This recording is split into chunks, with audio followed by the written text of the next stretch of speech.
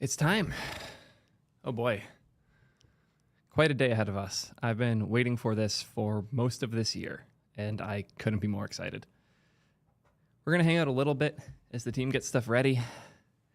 Thank you all for coming. Let me quickly mute things on my phone.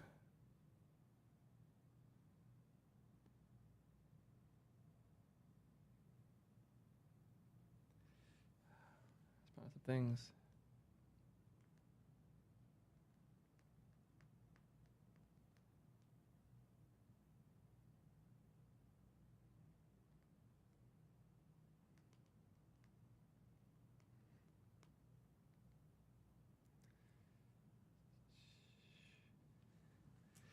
Cool. That's all done. Gonna be an exciting one. Don't think you guys know just how much we've changed, but I cannot wait to show it off. And yes, I'm getting the new iPhone. So I set the alarm for this morning like 4 days ago, but 2 days ago I had a meeting get canceled. So I told Siri, turn off all my alarms, forgetting it would turn off the Friday alarm. So I missed it. So my pre-order is going to be 3 weeks late, which means since we'll also be at TwitchCon when the drop happens, I'll be going to the San Diego Apple store and buying one outright with the plan of returning it because Apple won't let you move your pre-order or move your upgrade plan. So they're just going to have to deal with the return 2 weeks later. Whatever. 15 Pro Max to 16 Pro Max. It's not an upgrade most people should even consider. But if you use your phone as a camera and you film things for a living and you use the ultra wide lens enough, it's worth it. But like the 15 Pro is pretty unbeatable, and I hope they keep it around long enough that you can get them for a reasonable price. XS to 16 Pro, absolutely. Yeah, if you're not using your phone as a camera as part of your job, it's really hard to justify bumping off of a 15 Pro, like almost impossible. Why not just get a real camera, motherfucker? I have 4. I can't fit any of them in my pocket. I'm not bringing any of them to events. Even just like the insurance on one of those is absurd. Enough so to like counteract the balance of like how much the phone would cost. And the convenience of having something that small in your pocket that you can use whenever, especially now that it has log footage and the ability to record to a USB-C SSD, it's pretty fucking good for pro video people. Yeah, I am like, I don't know if you guys know how deep I am in the camera world, but like Gerald and Dunn and I trade facts and like experiences stuff now. I'm deep.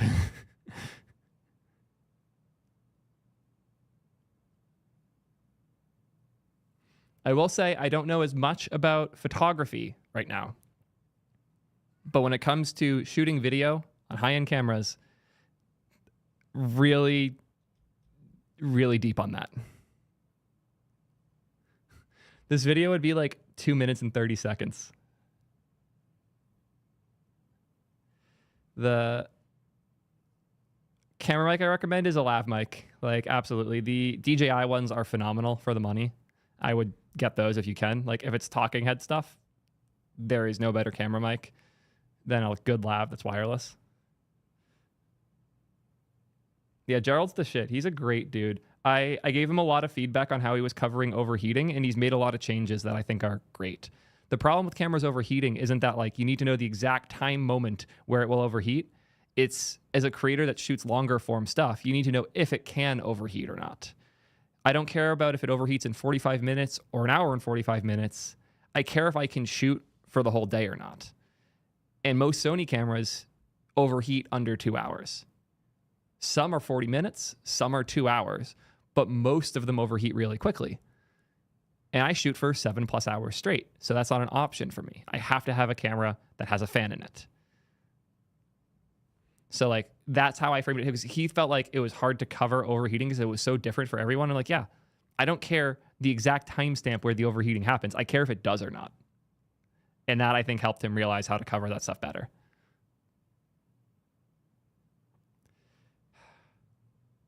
Mark, have we shipped? Oh. Apparently Cursor did bad math and we're still shipping.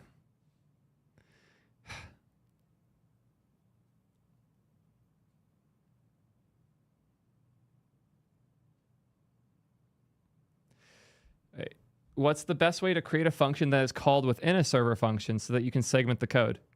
You write a function. If you have two things, like when you have two things in the same environment, you don't do anything. You just call the function from the other function. The only time you need to care about those types of layers is when you're going over a network boundary. This reminds me of the questions I used to get a lot about tRPC, like, how do I call tRPC from tRPC? You don't. You call the function.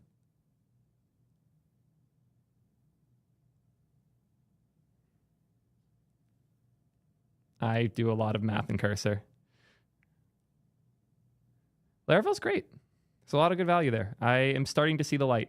I hate MVC, but there's a lot of value, especially with the inertia stuff and with inertia 2.0 coming out soon.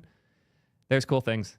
I had a chat with Taylor a few days ago, and he was phenomenal and really appreciated the angle I was coming at there. So despite all the crap that a small number of the Laravel people were giving me, the Laravel team, especially like the CEO, the like head influencer and all of that, they are really hyped about the feedback. So yeah.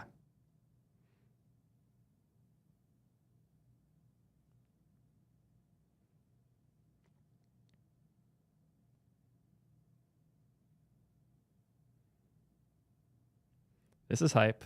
I was supposed to have a call with Fred yesterday, I think, but he had to cancel because of, I think he had a doc appointment or something like that. Yep, I say this a lot. I say that in my funding video. Taylor Orwell is like, if DHH hadn't stopped like challenging himself and thinking about new ways to solve problems in 2009, Taylor is what he would have become.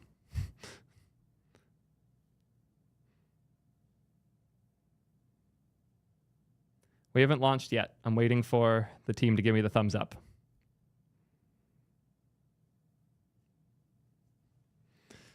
Checking the team chat quick.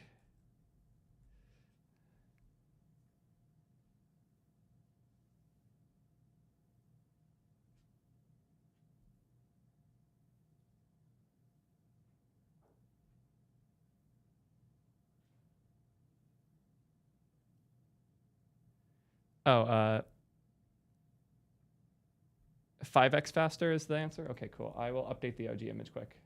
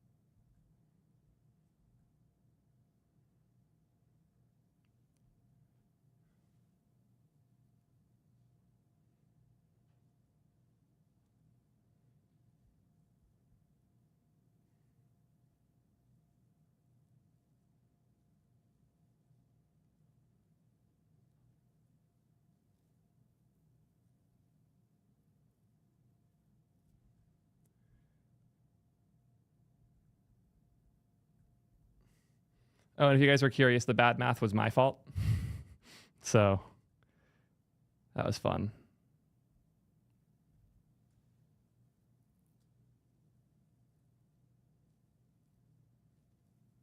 Oh, is the continuity update out? I actually really want that one. I might do that after this.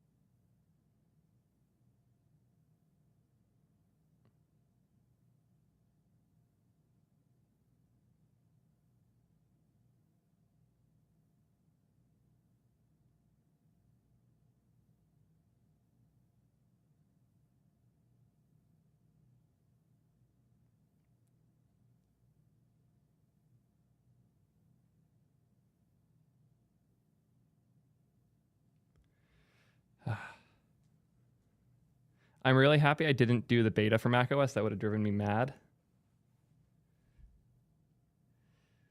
I'm going to do the offset marker now before I forget. We're going to do 2930, I'll aim for.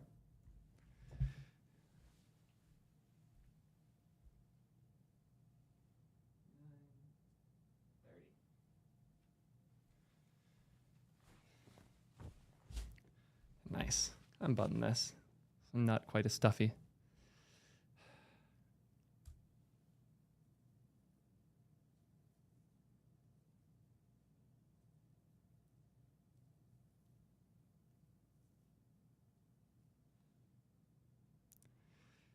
Ah.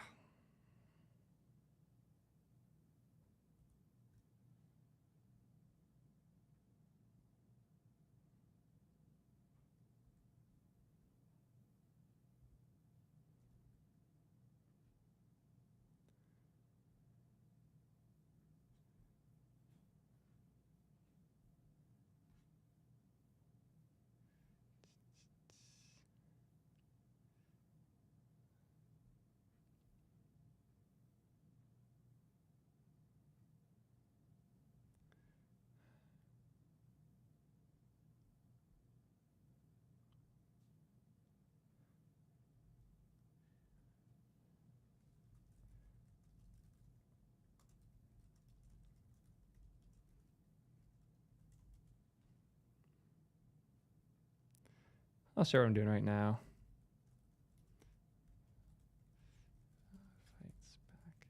Just getting other things to talk about ready. I think that's everything. These should both be relatively high priority. AI new model.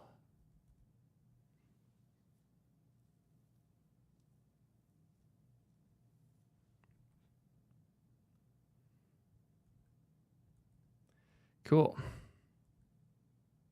Leaked? What did I leak? Oh, I mean, it's obviously the new version of UploadThing. I figured that was pretty clear, but you don't know what matters about the new version of UploadThing. Like, duh, the thing that we're doing is V7.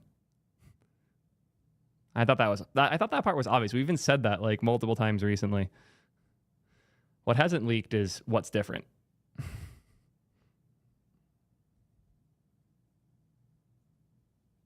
Let me thank all the subs that I've missed while we've been getting ready. Sorry again for all the delays here. Most of them are my fault this time. We got Mitchell with the resub, 21 months in. Maple here, 18 months, 28 months total. Insane. Link Rev for Prime. Thank you for that. We got Lance with the Prime as well. Emily hitting that 15 stream streak. Aman hitting 7. Me hitting 3. And Bad always hitting that. All the streams hitting the 7 streak. 3 stream from Cyan as well. We got Rudo was taken. 12 months straight. 22 total. Almost at the 2 year of subs. We got Fubar here with the 3 stream. Sifty with the Prime. And continuing the gift that they had gotten. Appreciate that a ton.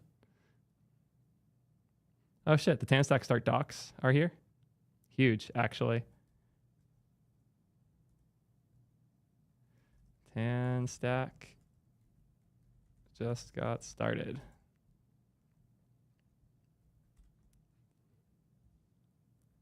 Huge. Also, nuts to see that we're hanging out in the 1,000 sub mark still. So like I have not been pushing subs at all, and like the additional like premium like T3 Discord is gone, and you guys are still being super supportive. It means a ton.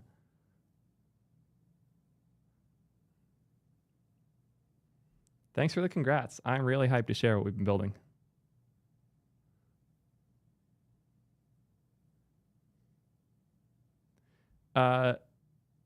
Rust doesn't offer us any benefits.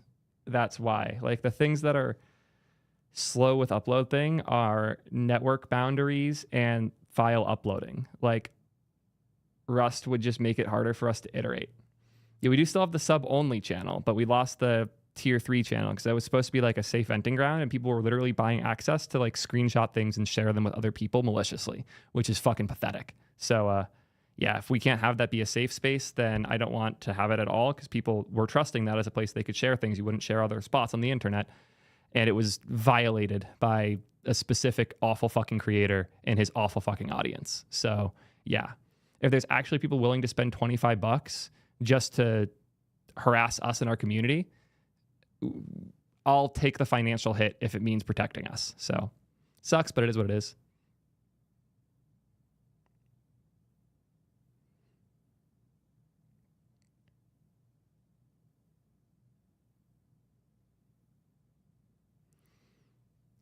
I should do this.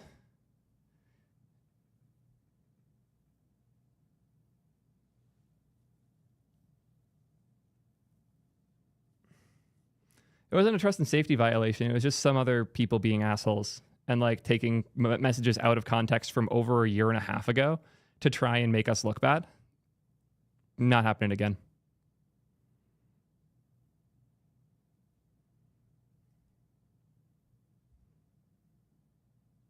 Nothing's happened yet. We're just waiting to get started. Mark, if we shipped? Okay, almost there. Remember earlier when I said mono repos suck and everybody was like, no, skill issue? Mono repos suck.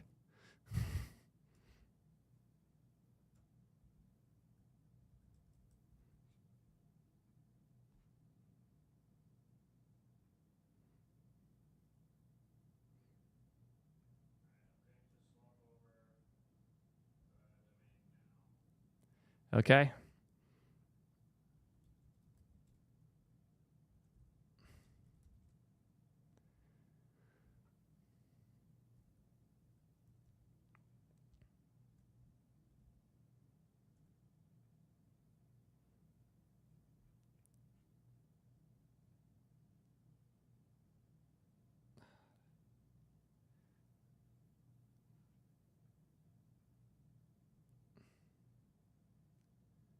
Ah, that's what I've been looking for this whole time. Is there no way to re-enable it after you do that? That's annoying. Yeah, whatever.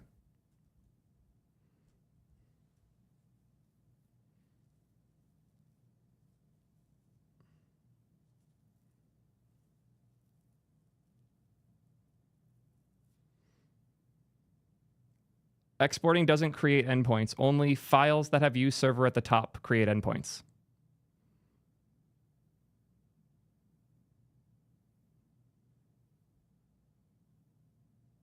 Yeah.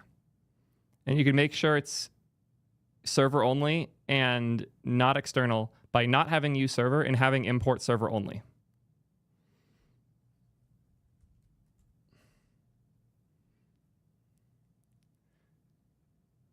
If I don't turn this to dark mode, everybody's going to be mad at me. Use server equals this is an endpoint that users can hit. Import server only equals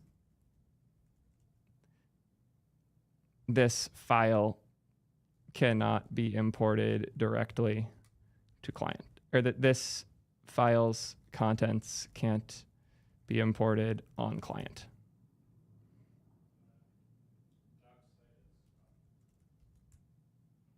Huge. That means it's time. Y'all ready? I'm gonna make an Excalibur UTV-7.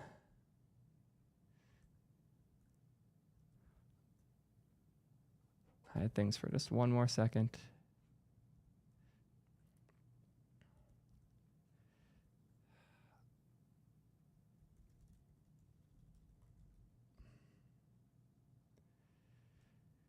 Here we go. It's a big one. Just hit the marker.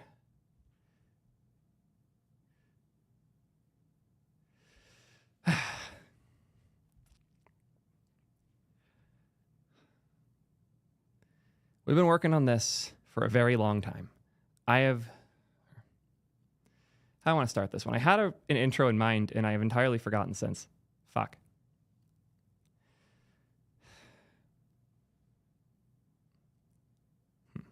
Thinking.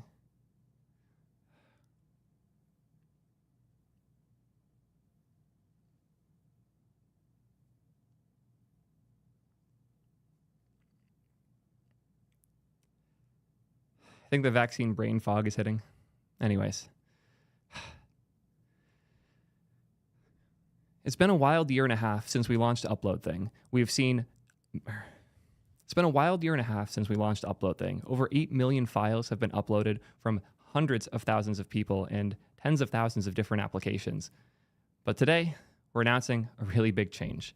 We've put the last 6 months into overhauling how UploadThing works internally and externally. And it's time to share what we've been building. I couldn't be more excited to reveal UploadThing v7 and all of the crazy stuff we've done. Most importantly, UploadThing v7 is as much as 5 times as fast for users to upload their files. It's a speed that's like not even believable. I am blown away that we were able to make it as much faster as we are. And you might have even already seen the speed differences because I've been dogfooding the UploadThing v7 with PickThing since we launched. Yes, believe it or not, a lot of the reason we launched PickThing was, remember when I said that PickThing was largely to dogfood different APIs and things we were working on? A lot of that's the image optimization side, but part of that was the new version of UploadThing. And it is so fast. It is unbelievable. But we haven't compromised on any of the things that make UploadThing great in the process. And I want to break down how we got there, what we did, and most importantly, why we bothered with all of this stuff. So I'm going to read a blog post, but this time it's my blog post. It's a little bit different. V7 is here. This release has been an absurd amount of work. So proud of the team and what we've built. Huge thanks to Julius and Mark for making this one happen. Julius in particular did most of the infrastructure work here. And I am very thankful because I would not have had a good time with that. And honestly, it's just going to be such a relief to have this shipped because it's been on all of our minds for this 6-month window. And we've had a lot of work held up in that time as a result. But we need to dive in. It's really hard to not just go straight into the nerdy details, but the whole point of UploadThing is that you don't need to know any of those details. With that in mind, here's what's relevant for most of y'all. UploadThing is now way faster. Uploads can now be paused and resumed seamlessly, so if you have a bad or spotty connection, it's a much better experience overall. Fun fact, S3 can't do that. We've added support for Remix. Very fun change. Keep an eye out on that package. We've fun things for the Remix folks. And we've started to shut down legacy infra from the initial UT launch. The original UploadThing launch was uploading and accessing files straight from a production S3 bucket. We have been moving away from that since that first 3-month window, and we're finally putting the pieces in place to start sunsetting that. That is what caused the outage a few days ago, but that's separate. If you are ready to upgrade now, there's a guide that you can click on and do. I did just do this upgrade for a benchmarking test, and there was literally 0 lines of code changed. It was just the package swap. So many people wanted to do anything at all other than swap an environment variable.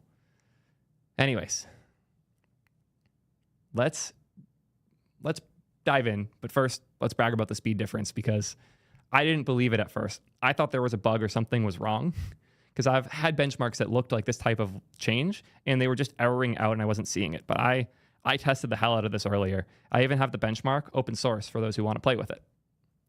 So if you want to see the benchmark, I didn't even touch the README on it yet. Just made a quick test for V6 versus V7. And the speed difference I saw was insane. You know what? I can just show you guys. Because the 377% faster and the 509% faster just sounds made up. But I can show. So let's show.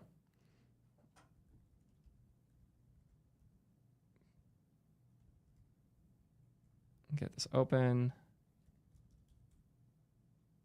Cool. Here is the V6 test.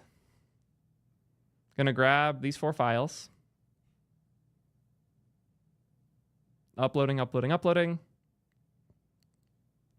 Took about 5 seconds. Now, if I switch to the V7 branch, I did add branch protection, so that might slow things down slightly from the earlier test I was doing. But this is an actual production app that is writing your information to database and doing the whole full stack thing. 1.5 seconds. Night and day. Massive, massive difference. It's closed. So, yeah, it's a lot better, especially for small numbers of files. It's not just night and day. It's like, oh shit, this went from feeling fine to feeling really, really fast, like unbelievably fast. Chat's asking, how is this even possible? What did you do? I'll show you guys. We have not hidden much of our magic here. Larger uploads won't actually see as much of a difference. The smaller uploads are the ones that will see the majority of the difference, and we'll get into why in a sec. The road to V7.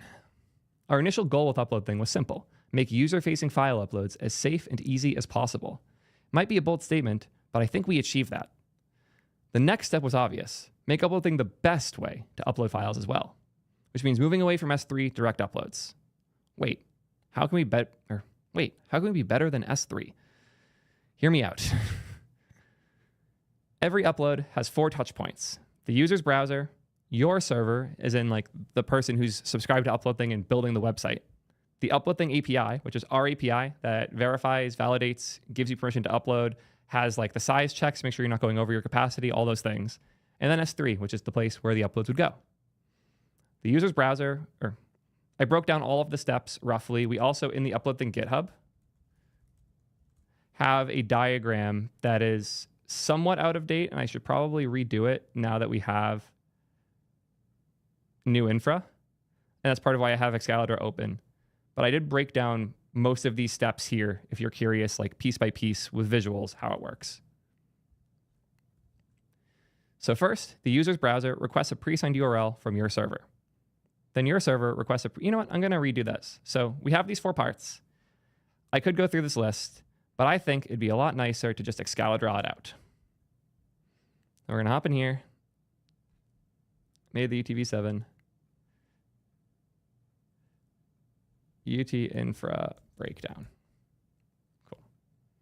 So first I need to make a quick a breakdown of like all these parts. So we have user browser. We have your server. We have UT API. And we have S3. Cool. Gonna copy paste this so I have it again for later. So this is how UploadThing worked before today's change. The user would hit up your server to request an upload, specifically to request a pre-signed post URL to do the upload. Then your server would hit up our API to get all of the info it needs to do the upload, specifically to get the pre-signed post URL because we were signing that on our side. We would then send back that pre-signed post URL to your server, which you would then forward on to the user. The user would then upload directly to S3. S3 would trigger a Lambda, which, you know what, I want to show how extreme this is, so I'm going to add that here. S3 Lambda trigger. I'll just put S3 Lambda. This would trigger that, which would hit our API. I'm going to have to make these lines longer for this now. Great. Then our API would hit your server to get your on-upload complete. That would be sent to us because this entire time that all this is going on, the user has been polling our API so that it would know when the upload was actually complete on the user side, and your server has verified the upload being done. That's a lot of steps. Do you see how many network back and forths were happening here?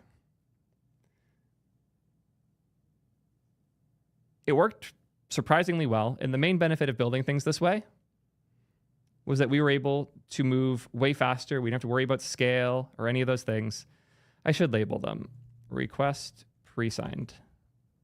I'll say request pre-signed for this one.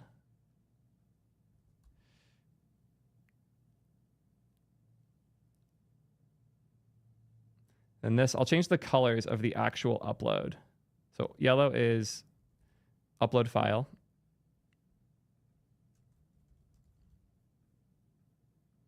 I'm going to retake this once I finish drawing. And then all the green is going to be notifying things when they're done.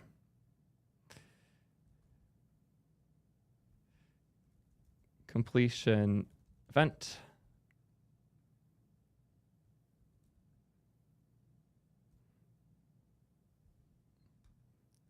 polling for on complete.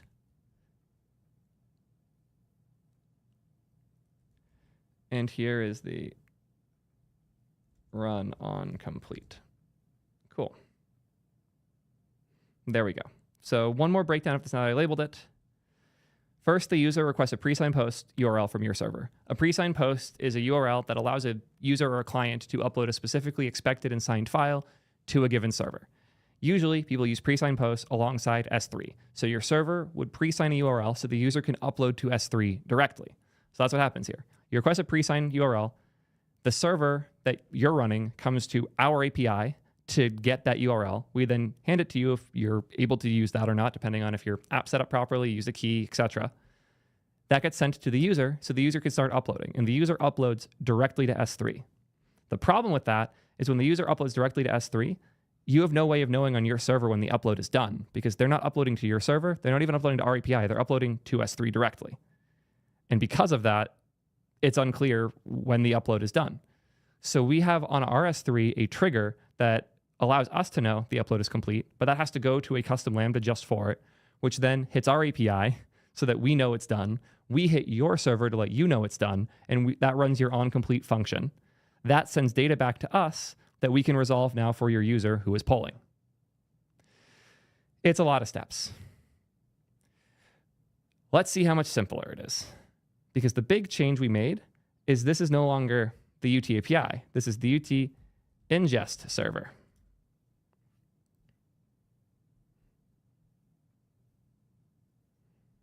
So with that said, we'll grab this first arrow for request pre-sign because this step is exactly the same.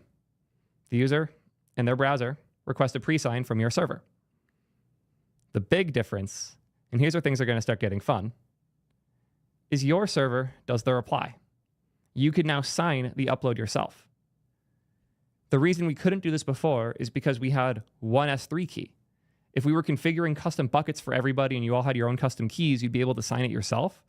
But we were the ones doing the signature for the S3 pre-signed post upload, so we had to be hit for that. Now we don't.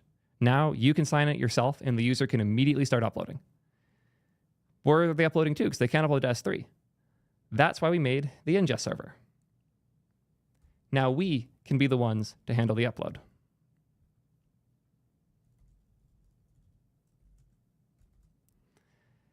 Our ingest server was a lot of work to build.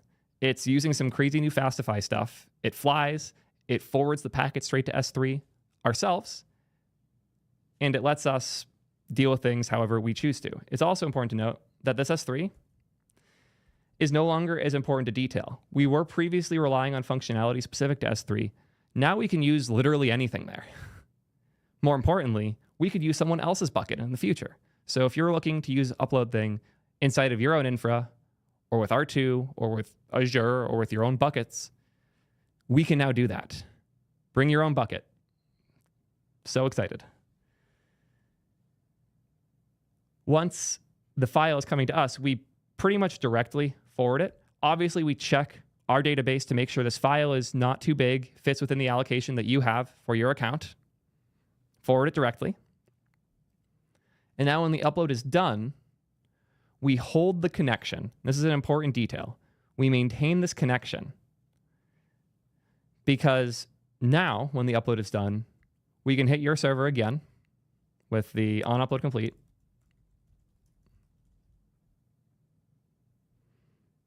And now when you send that response, we can effectively, and I even want to do the way that it's accurate, we can effectively just forward that response directly as the response to this initial call.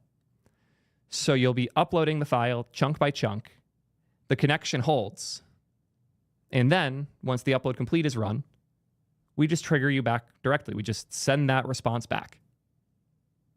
Massive change, massive win, massive reduction in complexity. Just look at the difference. The amount of arrows and back and forths here to this. There is a real cost here, though. We are running our own ingest server now. That means we're no longer serverless. Our infrastructure is significantly more complex now. in the sense that this exists. But our infrastructure overall is comically simpler as a result. The files are not stored on the ingest server, as I mentioned before. They are directly forwarded to S3. And people are confused about this arrow, so I'll redo it to make it very clear.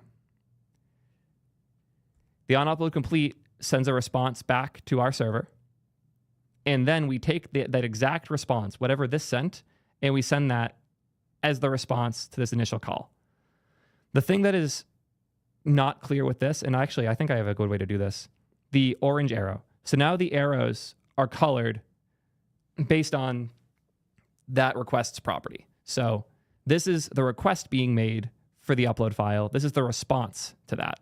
And this response has whatever onUpload complete was. To update this diagram, the upload file call doesn't really respond with anything. The completion event gets sent to Lambda. This one doesn't really matter what color it is. I'll do red for it, which then we trigger to UtAPI. This onComplete runs, and then this polling runs entirely separately, unrelated from anything else we have done thus far. But the number of requests being made here is significantly greater. This is actually a different request as well.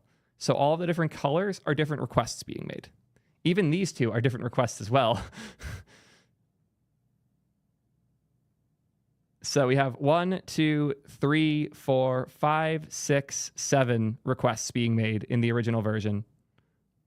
And the polling's a lot more than one request, to be fair too. Now it's 3. 1, 2, 3, because this request is resolved here. That is a massive reduction in network overhead and back and forth. Back to the post. I didn't even mention the fact there's a lot of things you can't do when you upload directly to S3. I mentioned that you can't do resumability. So if your internet connection drops out, you have to upload the whole file from the start again. There's no way to validate beyond like a very simple like MIME type check.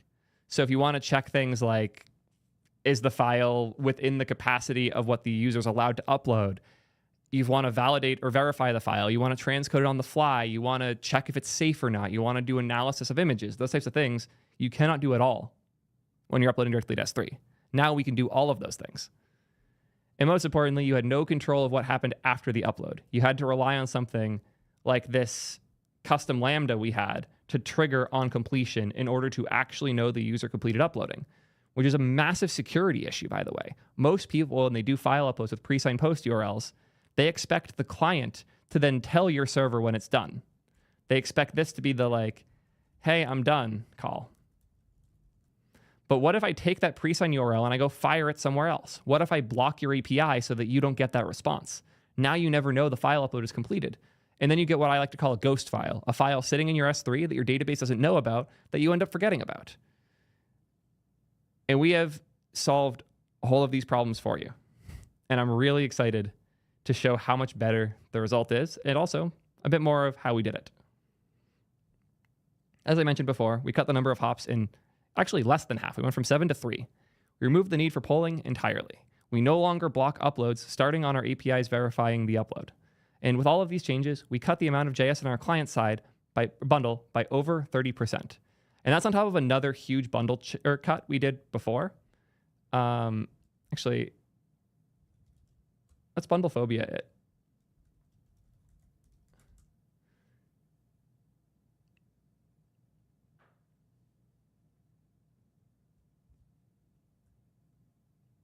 You know what? Julius will have this in the release notes. That's probably the easiest place to find it.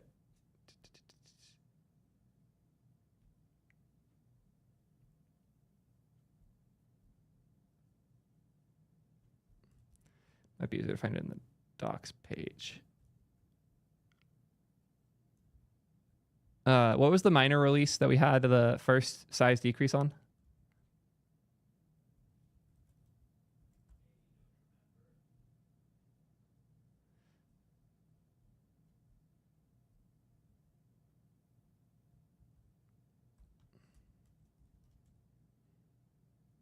Ah.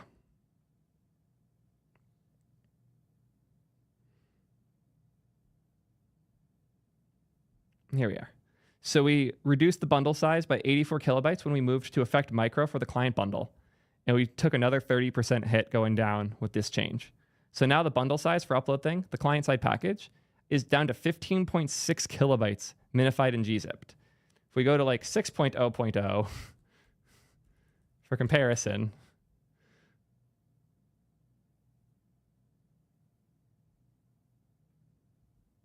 maybe that one will resolve.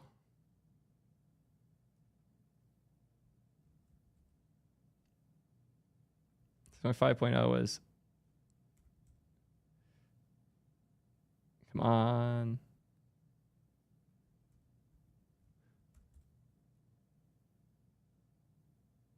No? I'm hearing trends. Oh, it's a suggestion. Bundlejs.com.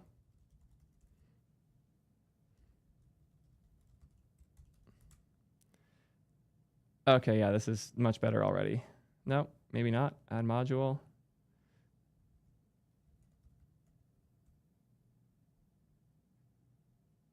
Can I add old versions?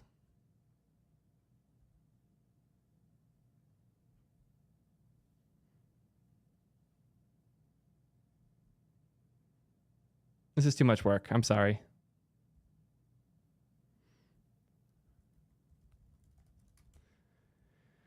UploadThing React versions.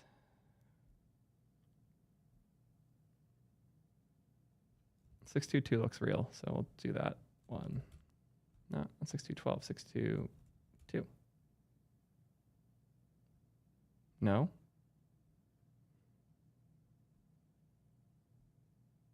Annoying.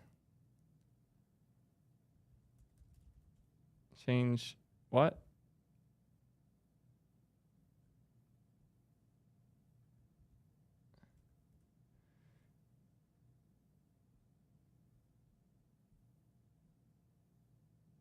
Click build to see the minified. Okay, this actually seems decent.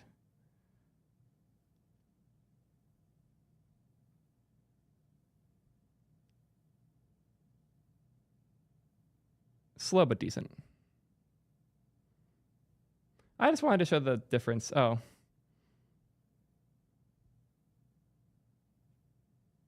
No. Your tool sucks. Sorry.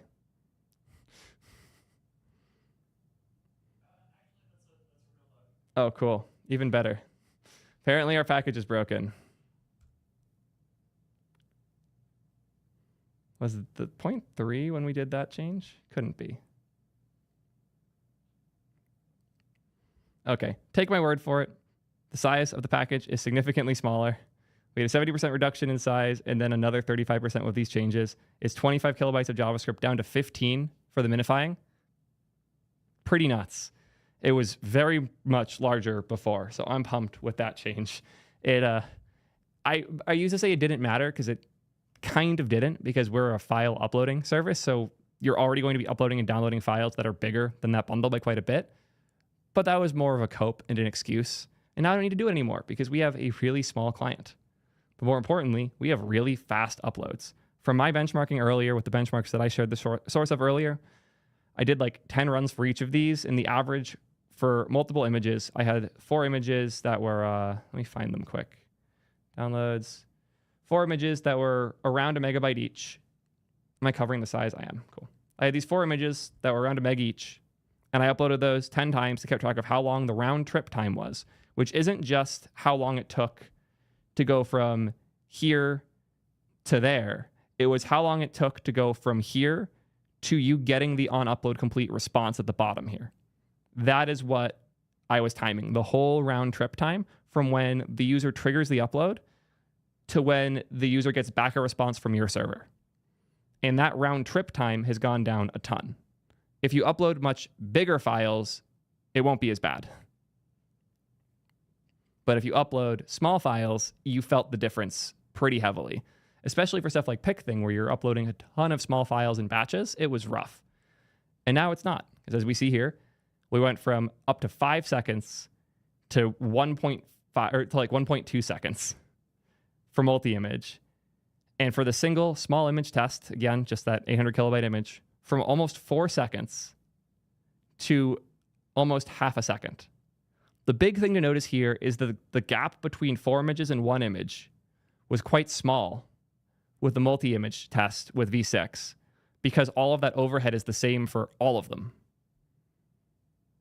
But with the change, the amount of time it takes scales much better with the size of the file you're uploading, the number of files you're uploading. All of those pieces matter a lot more now because we don't have this overhead that exists on every request anymore.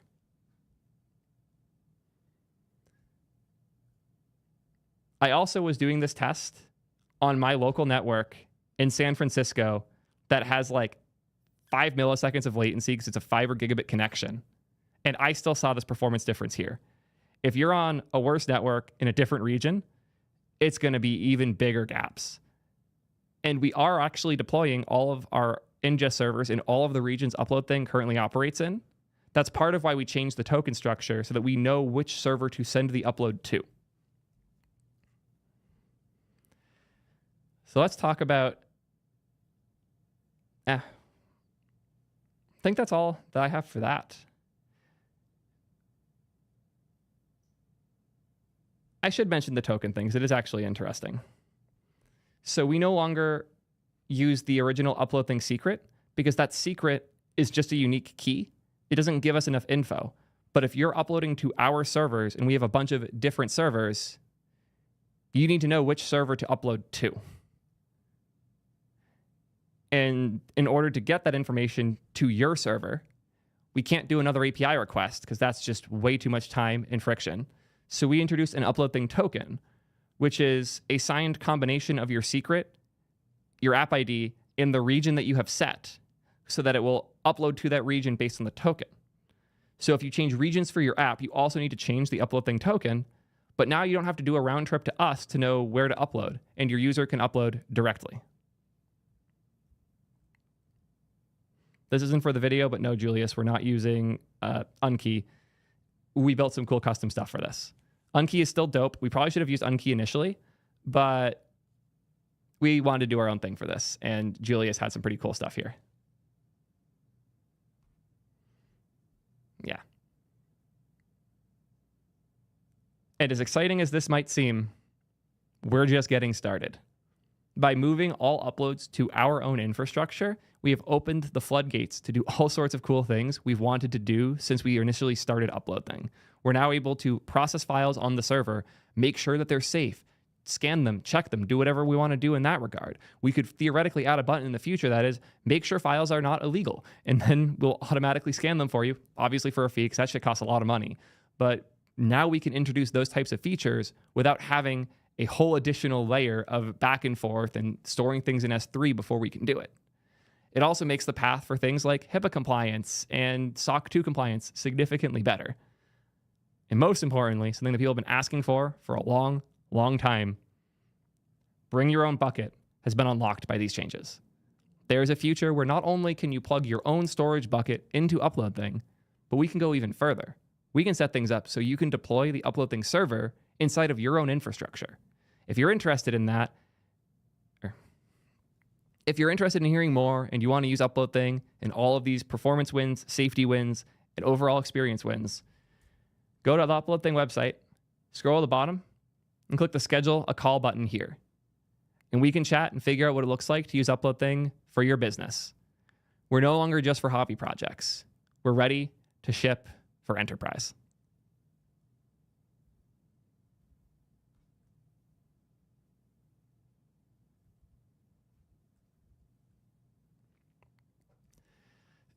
I'm so excited to have this release out. It has been I'm so excited to have this release out. We've been working on it for so long, and now we get to relax a bit, but at the same time, we've just unlocked so many things to ship.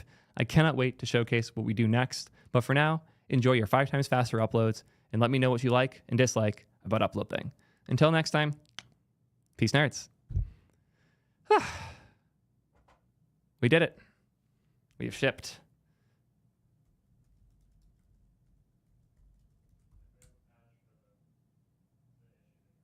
Cool. The bug that we saw when I was trying to install the package has apparently been patched as well. Good stuff. Thank you, Mark. Thank you, Julius.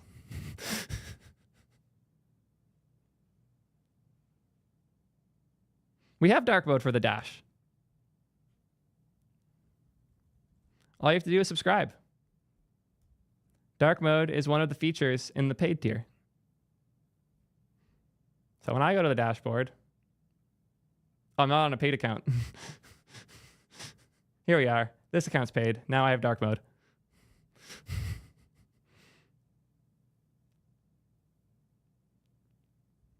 Doc search is broken. Good to know.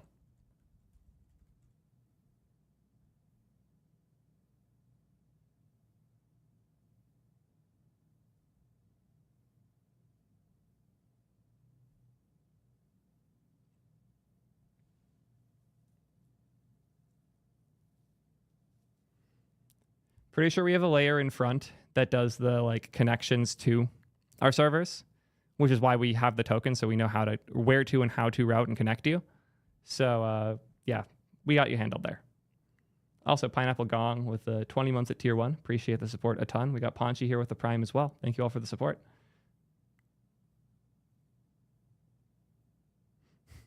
That's hilarious. Good catch. We'll get that fixed ASAP. What do you have for me here? Yep. Bring your own bucket coming soon. Why not charge for custom typefaces? Because it's not as funny. Dark mode is way funnier.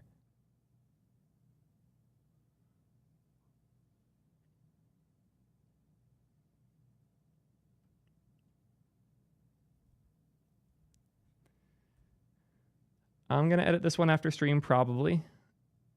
Might pass it on to FaZe.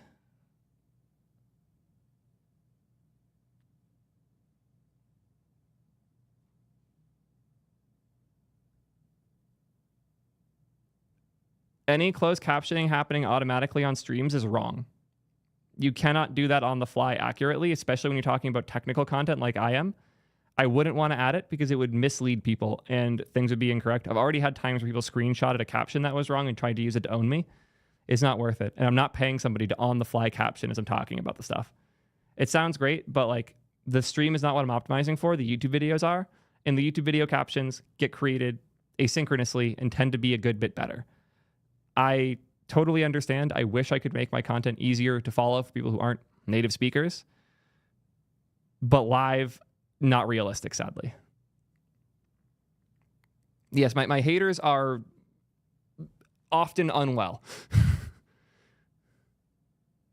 The issue is like they're not dumb. They're just insane.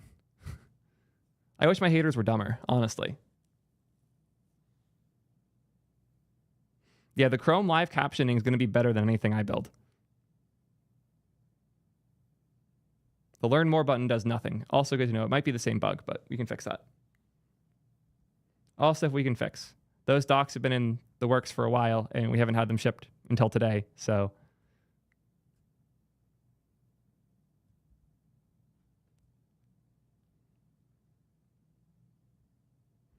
I kind of want to add these diagrams to the post, but that's for another time.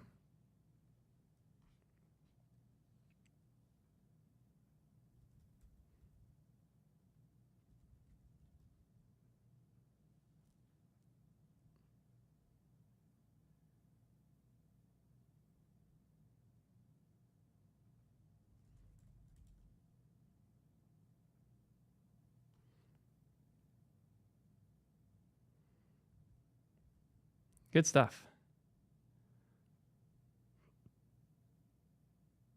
Oh, I forgot that WAN show's live right now. Oh, and Ryan Carniato is probably as well. I feel bad. I don't like streaming on Fridays. I don't like eating any of their traffic because I love them both, and I don't want to I know that we have a lot of overlap in our viewership, and I don't want to take viewership from them. But we've been planning this launch for so long. We were going to do it Wednesday, but two things happened. First, the outage. Second, 9/11, and instead we did Friday the 13th.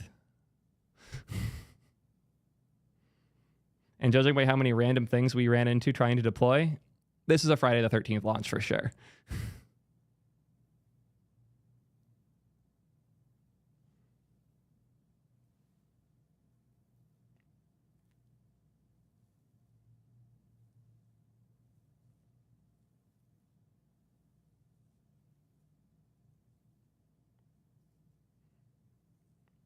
Our hope here is that the servers end up costing less than the insane amount of Lambda requests we were firing. Like we were firing 1 to 3 million Lambdas a month.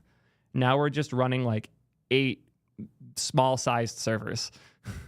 So hopefully, theoretically, costs will be around the same and long-term slightly cheaper. To be determined. We don't know yet. Thank you, Emil, Pineapple Gong, and Tal, all for the subs. Appreciate y'all a ton.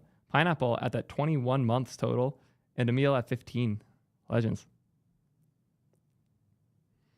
The Adonis dude said I only ship demo apps. Yeah. I know more about servers than I've done more impressive work with servers, and my team has done more impressive work with infrastructure in the past year than he's done in his entire fucking life. And I'm also going to have more impact on Laravel than he will in his entire fucking life.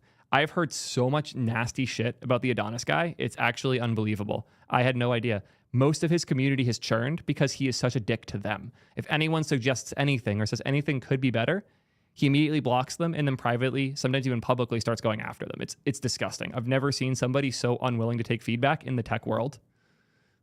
Adonis is a shitty full stack framework for JavaScript that basically every user has churned from. We get about twice as many NPM installs as they do for a package that costs money. So yeah, it's useless. I wasn't going to waste my time on it, but if people are asking, I'll say that. Not going to be a video or anything, but yeah.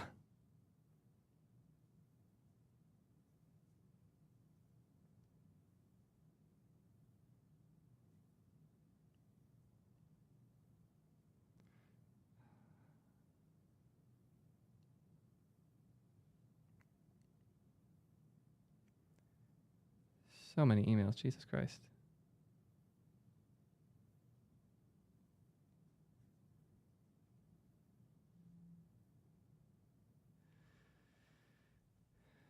Do we already have enterprise or some startup using custom plans? Oh, yes, we have a bunch. So we actually have a private pay-as-you-go plan that is usage-based.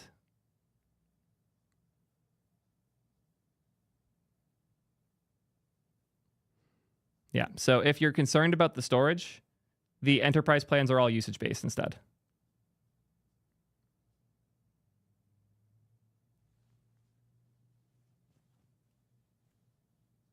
It's on files, not bandwidth. We don't charge on bandwidth. That's another part of what's cool about these changes is we can now optimize which bucket files go to. So in the future, if there's a file that's getting enough traffic that the egress costs are massive for us, we could move it to somewhere where the egress is cheaper. Yeah, don't harass anybody. Please don't. Don't find or go after anybody I've mentioned.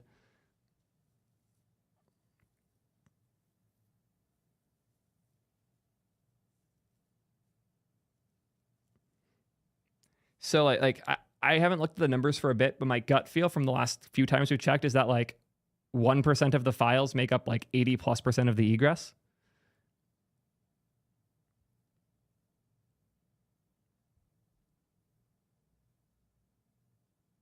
I will not confirm or deny details here. I don't want to tell people they have a one-click get Theo's attention button, but you might. That might be a thing.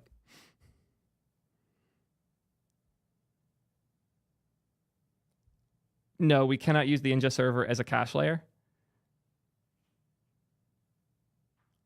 It would make the server significantly more expensive to run. And we're using Cloudflare as our layer for all those types of things.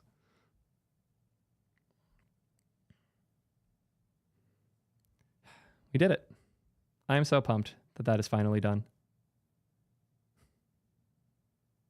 And if you want to use the product, the reason to book a call is because you want to use UploadThing in Enterprise. The right people will be there. But if you're doing it just to talk to me, you're blacklisted for life. Like, that happened a lot with the ping book a call button, so we're a little cautious about that now. But yeah. We're all on AWS right now.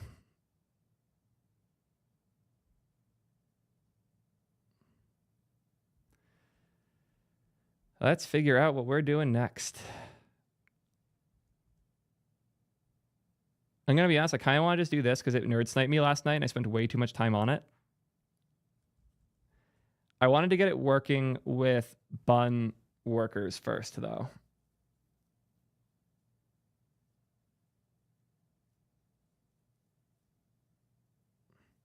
I wish it was just fanboy stuff. That'd be cute.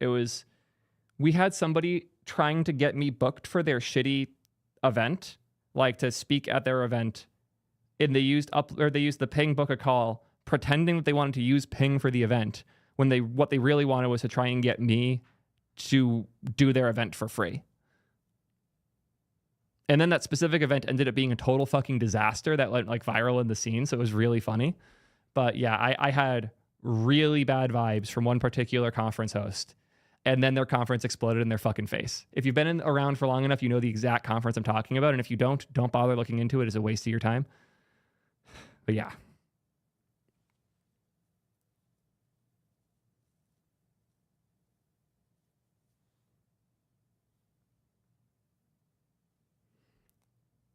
The free plan is free. You don't have to add anything. It's not the one called That Conference. That Conference, which is, I think, in Texas, I've heard really good things about. This was a very specific conference that had a really bad time. Not the fake speakers one. That was a different one, believe it or not.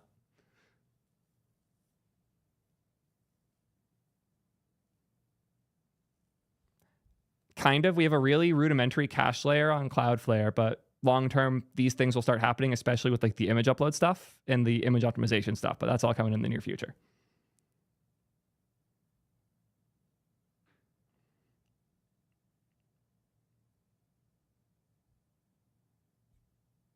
I'm not the person to ask about this, Lucas. That would be Julius and Mark have a lot of thoughts there, I'm sure. None of the examples have changed. All of them work exactly the same. Like there is no code change. I just put up the V6 bench. This is up to date. And what's cool is between the V6 and the V7, like if we look at the V7 PR, there's no code changes. It's just a package JSON and PNPM lock change for the new package. That's it. We like our API. We think it's really good. Oh, the token. Yeah, the other thing is you have to use the new environment variable token, but that's it. No code changes, just environment changes and package changes.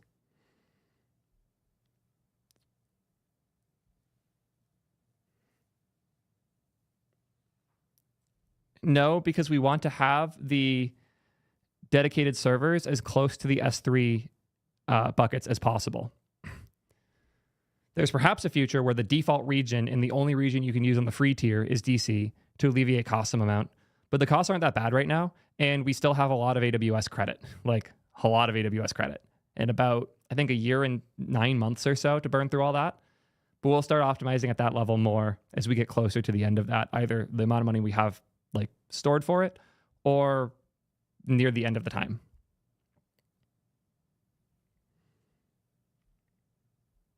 The APIs that we built for PickThing are things we plan to release in the near future.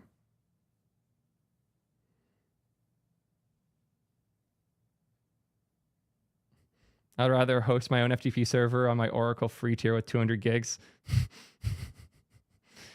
Yeah, the Dropbox reply.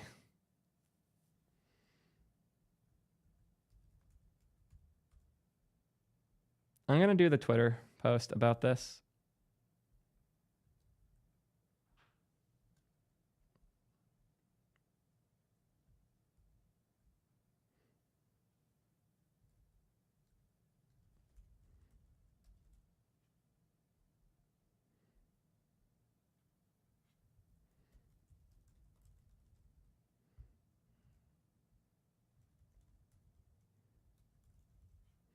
You know what?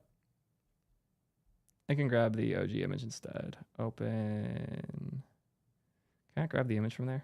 It's annoying.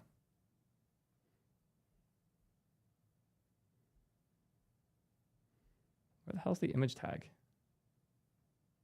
Here we are. No, I have the image. I made the image. Why am I looking through the internet for that? I'm stupid.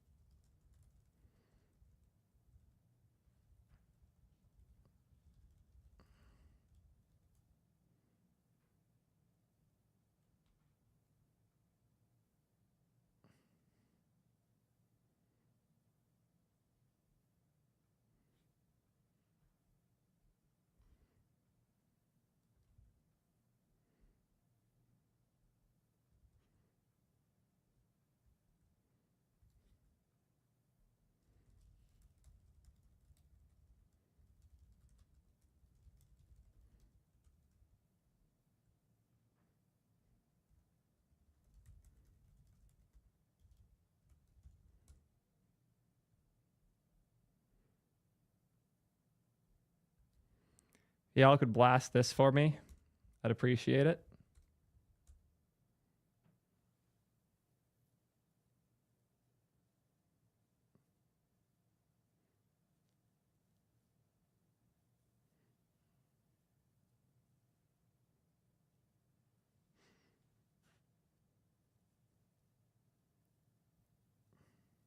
We did consider this.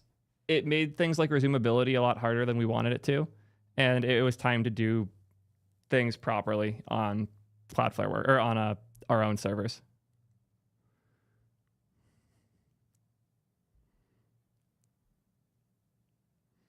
Oh yeah, Terraform. It's been rough.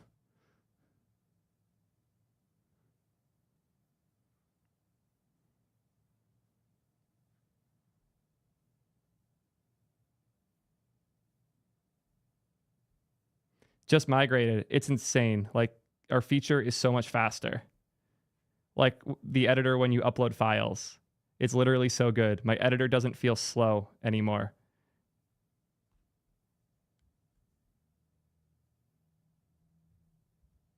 Can I share this, Stark? No pressure at all if you don't want me to, but people are already shipping the change, and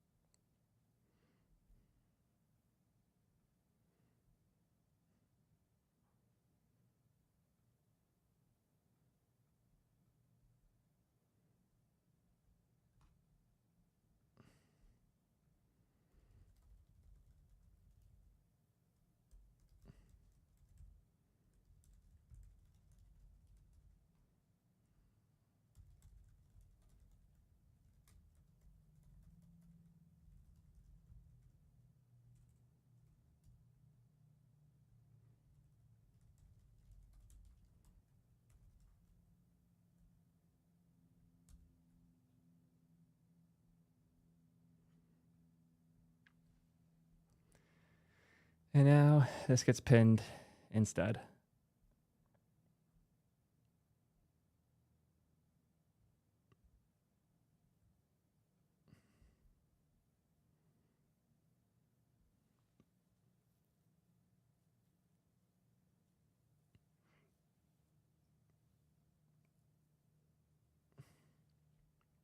Edit thing. You want to upload the image to UploadThing. Edit them in a window, remove the background, and upload it again. You don't want to upload. You want to do that in the browser. It's funny that you bring this up. I've been pushing this for so long. The infra change has been one of the biggest focuses for us, but the day zero goal was be the best way to upload a profile picture. And I don't think we've achieved that yet for this reason. We really need to have a image uploading component that provides all of that functionality in the browser for you. And we have some demos of this. I know Julius has a repo up showcasing what it would look like to have a nicer profile picture uploading workflow. But that's the thing we needed to have, like, first party ready to go and know that's like top of mind for me.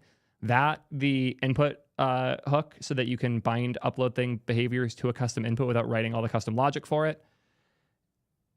And yeah, those are two of the biggest things. And the ability to validate and transform an image on client. So a user can upload any image type their device supports, and we re-encode it as a JPEG or a PNG before sending it to our service. These are all things we're very excited to do, but haven't done just yet.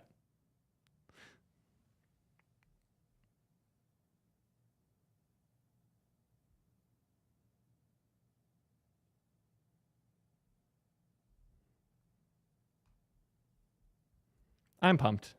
This has been a long time in the making. I'm going to go turn up the AC because it's fucking way too hot in here. And I'll be right back.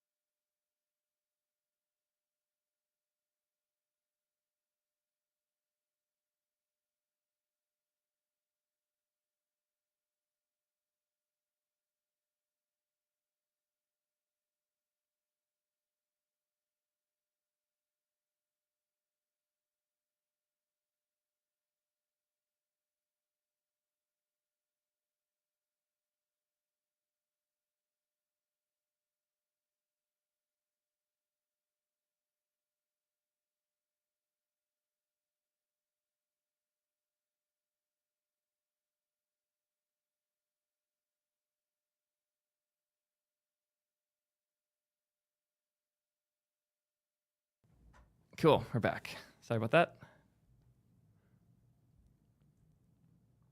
We do have a Nest, but it's a Nest that I can't trust for shit because it's connected to the Apple Home, and I don't have the Nest app set up because Mark does all that for me. And also my fan was dead, and I had to find a battery to plug it into. But we're all good now. The problem is actually that the when you turn down the temperature on the Nest thermostat, it only stays low for 2 hours, and then it goes back to the default. Yeah, not great.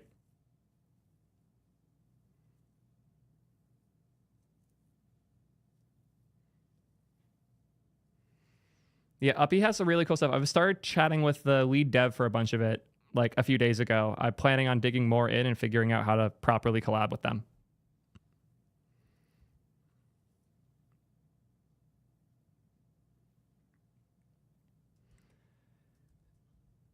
I want to nerd out about this, but I want to finish getting it working. So I'm going to do that.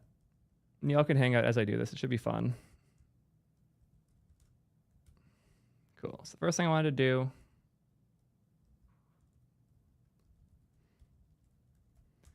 is clone the Fastify HTML to be Fastify HTML bun, because buns, worker stuff's a little bit different.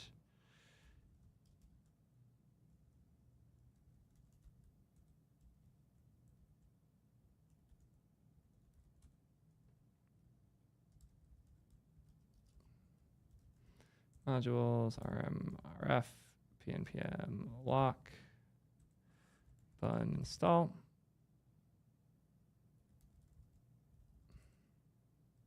Still using Node. bun server.js. Cool, that works.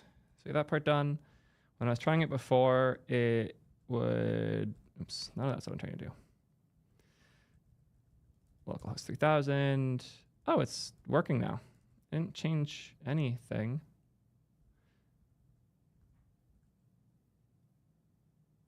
Yeah. I literally tried this exact same test earlier, and a pure virtual function call caused it to throw.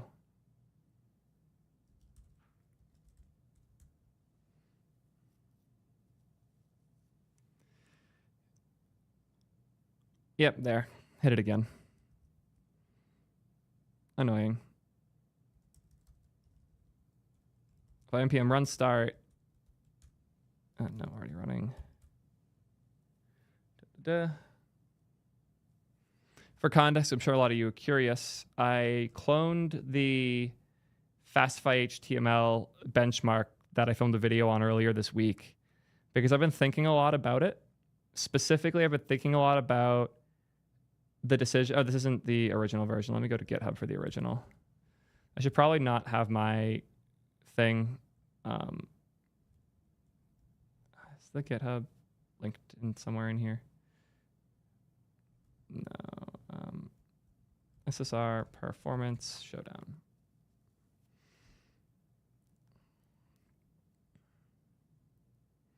Yeah, so the original code had in the server.get this giant pile of like generative steps and then an HTML generation step. And that is all blocking. Like all of this code is blocking code on the main JS thread. And I didn't like that. I did not like that one bit. I was curious how bad the overhead is to spin up the one blocking step in a worker.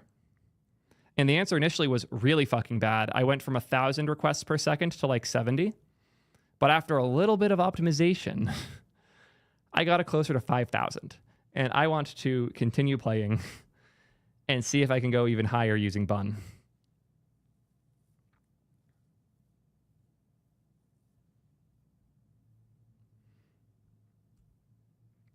But first, what I should do is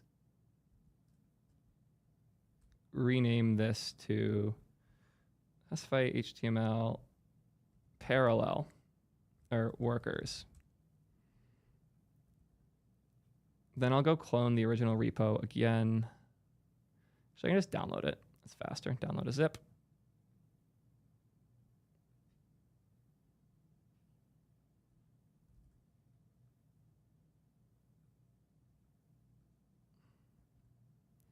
Format showdown, Fastify HTML.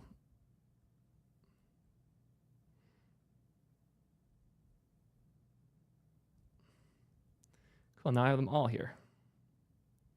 So if I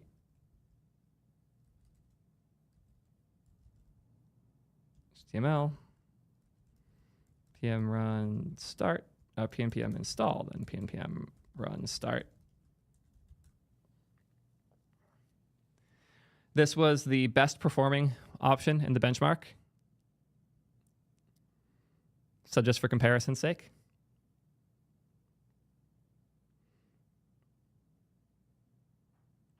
$1,241 requests. CD to Fastify HTML workers.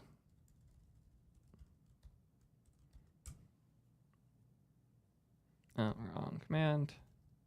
Where's my work command? There we are.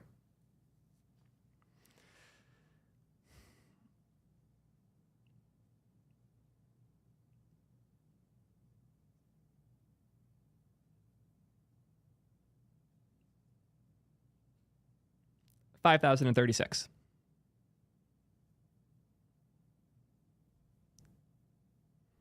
I thought I was really dumb coming up with this. Like, obviously the overhead's going to fuck you. Otherwise, every framework would be doing this. No, I was right. So I want to get this working properly with bun.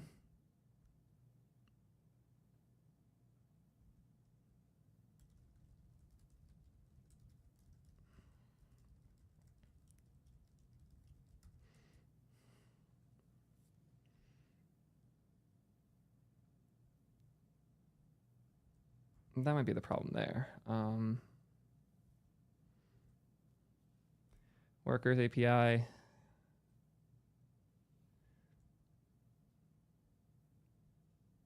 Get rid of all of this shit.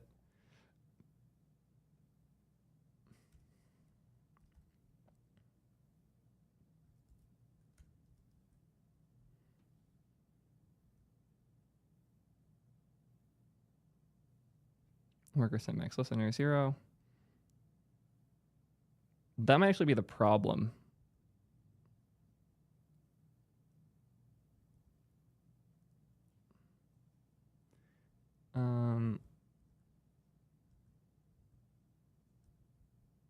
Can I get rid of that too? Let's see what happens if we do npm run start or bun server.js. Set max listeners is not an option with their workers. That's fine.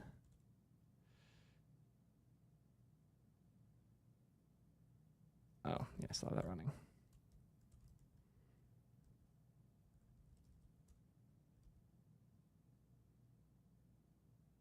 Worker.on is not defined. How do we do that here then? It's on message instead. That's a little silly.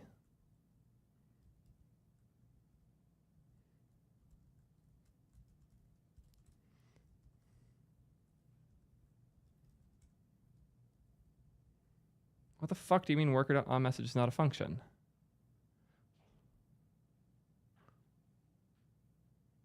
Oh, is it not capital MY? Oh, I did it right. What the fuck? Oh, it's not a function. I have to bind it.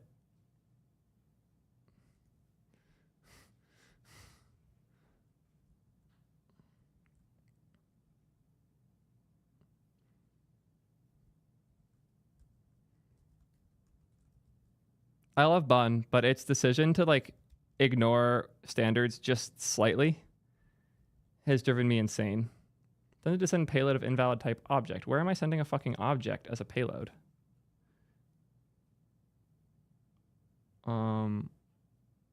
Worker remove listener on message, post message start. Is the worker sending something back that is... No, it's sending back a string. The fuck?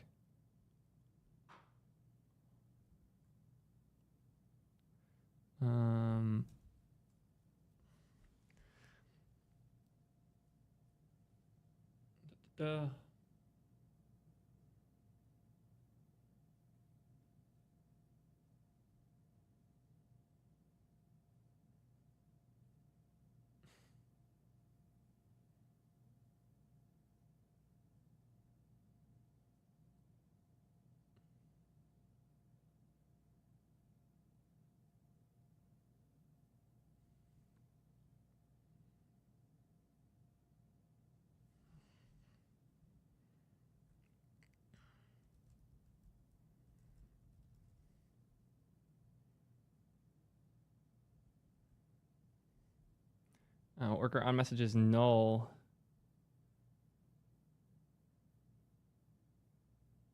You know what? I'm going to just create the worker here instead.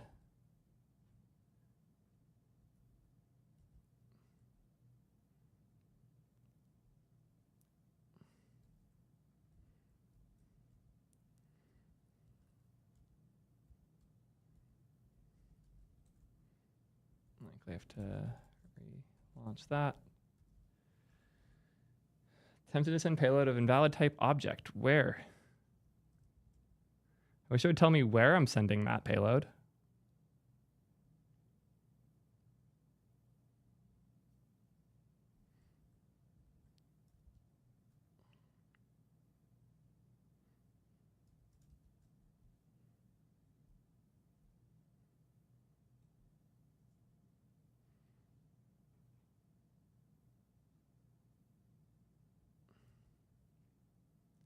Okay, this appears to be how you define the worker. It's different from how I was doing it before.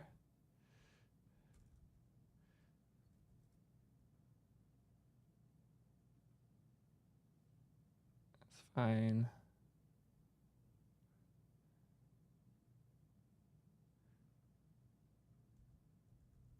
What is being sent? Post message hello. Event.data.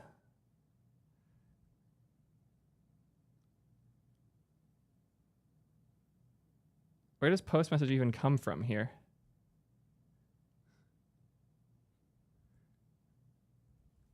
Bun install the at type / bun.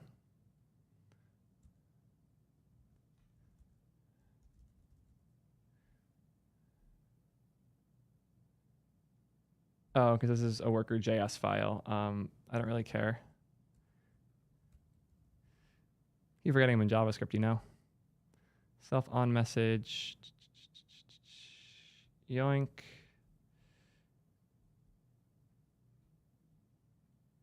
Paste. That's just post message, right? Yeah. Post message. Duh.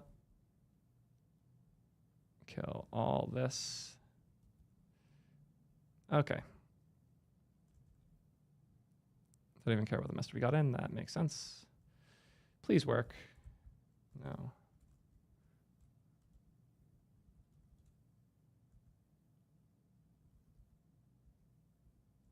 Refuse and sending data. Still the payload of object. Anybody smarter than me have any idea why it is upset?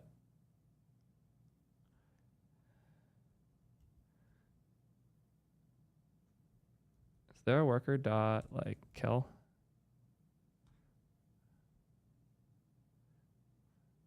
Terminate? Cool. Parent port. None of that is correct.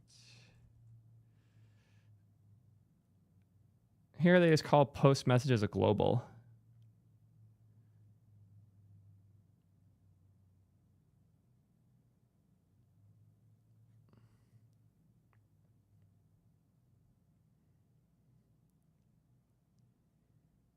Automatically routed to the parent thread.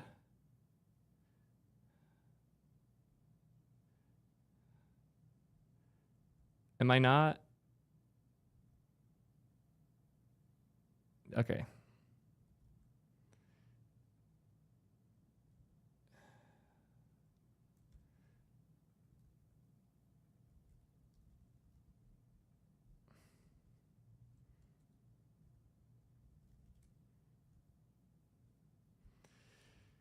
Do I need to upgrade bun? How do I upgrade my bun version?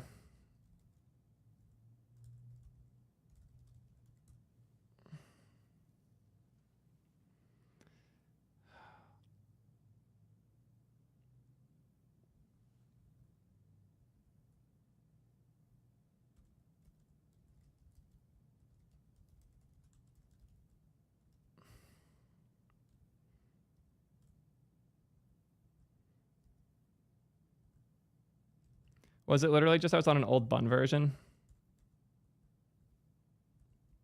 Yep, it was just the old bun version I was on. That's hilarious. I wonder how much of that shit I didn't actually need to do.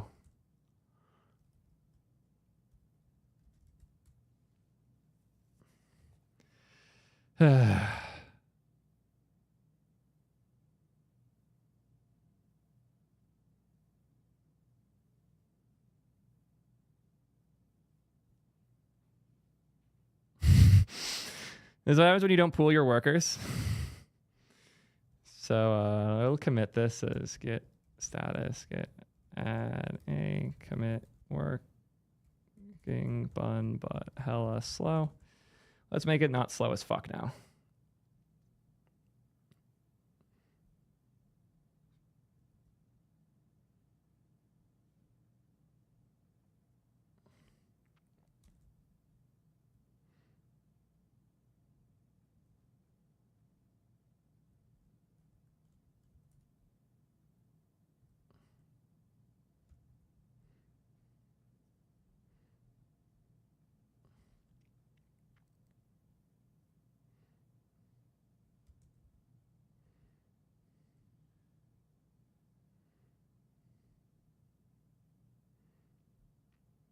Num workers, kill the terminate code.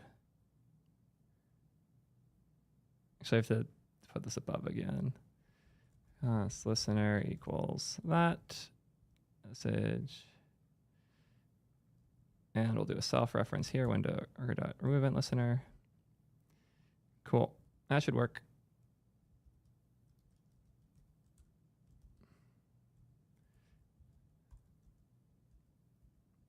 It's working.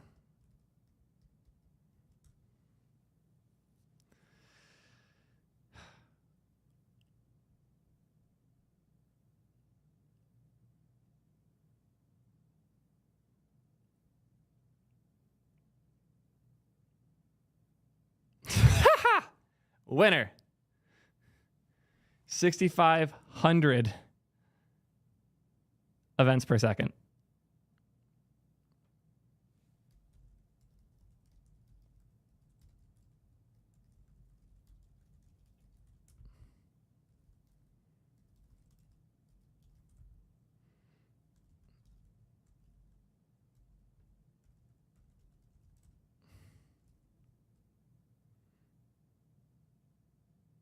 Once true. Oh. Oh. That is awesome. Today I fucking learned.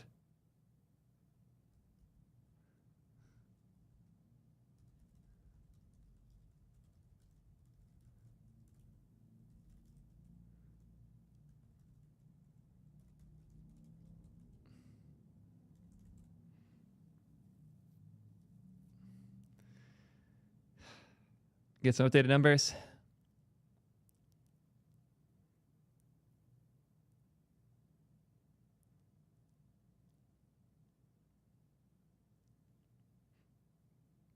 Really good.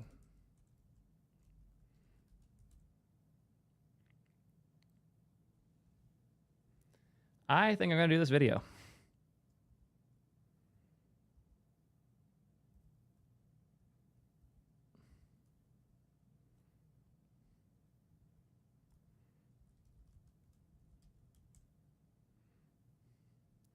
Let's grab, how's the tweet doing? Very well. Thank you all for the support.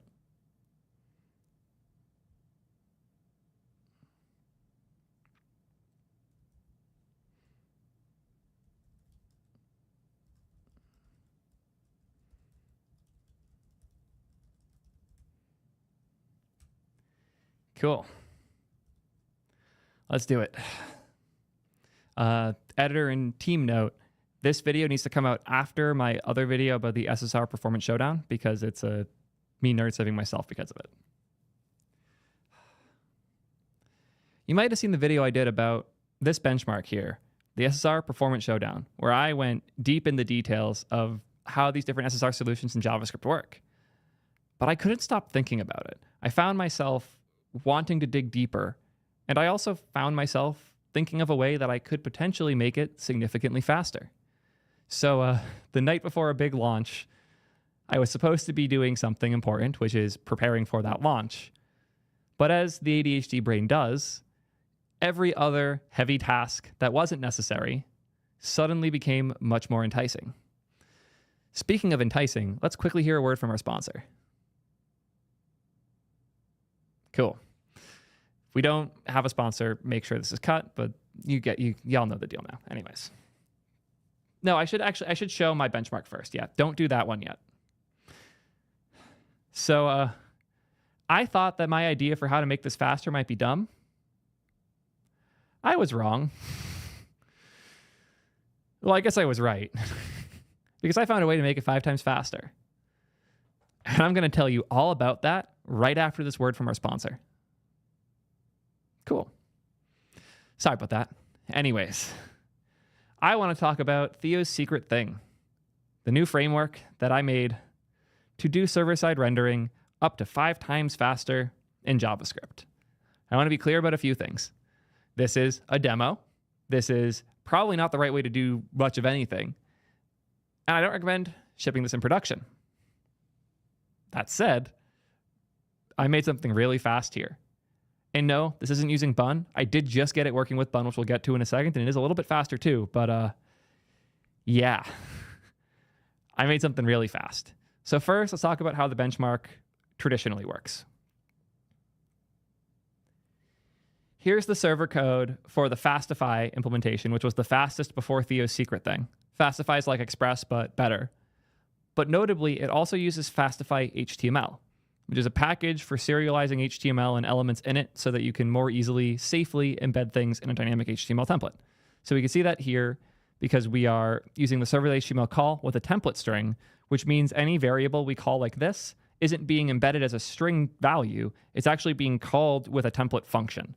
So this is a function that gets an array with all these different parts between the dollar signs effectively. And then after, it has a separate set of arguments that are these things you pass it. So it's much easier to like sanitize it and make sure things are safe. But that's not what we're here to talk about. The server HTML binding is fine. It's fast. It's convenient. But in order to do what I'm doing here, I had to throw it away.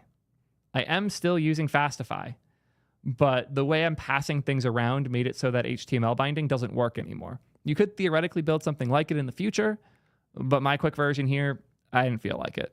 Remember, this is a project I spent like maybe 2 hours total on. You might notice some things that are different here immediately, though. If I pull up the other file so we can compare them side to side,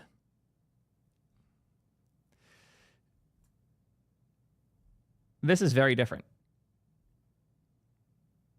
What are these workers doing? What's going on here? First, we should understand why I would bother introducing workers. See this huge thing here in the server.get? This is the function that creates the complex HTML page. And we can quickly look at that page. If I just npm run start. Not what I'm doing. The page looks like this. There's a bunch of these elements that are placed based on an algorithm, but that means it has to render hundreds of divs and apply math to all of them and embed them all as part of the styles. It's a lot of work. But that work is blocking, which is the important detail. This isn't work happening on I/O. This isn't waiting for a database or a network request. This is work happening on the main thread, because this is work happening directly inside of JavaScript. All of this code running is blocking any other request from resolving. So until all of this work is done, nothing else can happen. Making it async doesn't help either, because this work is happening in the main thread. Even if it's async, it just lets it get delayed in case something else happens first and just pushes it back to the back of the queue. But you can only have one of these things running at a time. There is a solution for this in JavaScript, though. The solution is workers, not Cloudflare workers, JavaScript workers. They are not fun to get working right, as I'll show some of the quirks as we do this. But now that I have them working, and specifically I created a pool of them, things are great. I do want to show what it looks like if I don't have that pool, though. So we're going to quickly do that. I'm going to delete this code and swap it so the worker is defined here instead. I'll even worker.terminate, because now the worker is unique to each request. So now if I run this, we're running the Fastify HTML workers. I'm using WRK, which is a package for benchmarking HTTP stuff.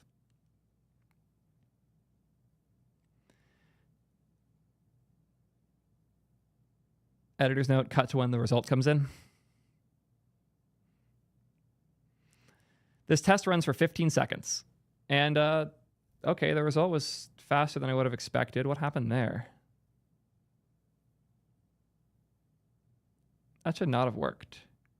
Oh, I didn't rerun this. That's why.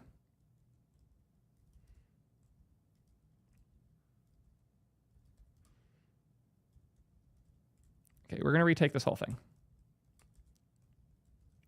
For a baseline, I'm going to run the original because their numbers are great, but their numbers are on a very different computer than mine. So we're going to npm run start and then use WRK, which is a common package for testing HTTP and just hitting it with an insane number of requests. I have it configured to use 12 threads and do requests as aggressively as possible for 15 seconds. And we're getting about 1,200 requests per second on my computer running that benchmark. So to show, I'll do that next. So as I showed here, I'm now instantiating a worker on every request, and the spin up time is a real cost. I'm going to show that by benchmarking this one instead. And I think the results they might still surprise you with just how bad they are.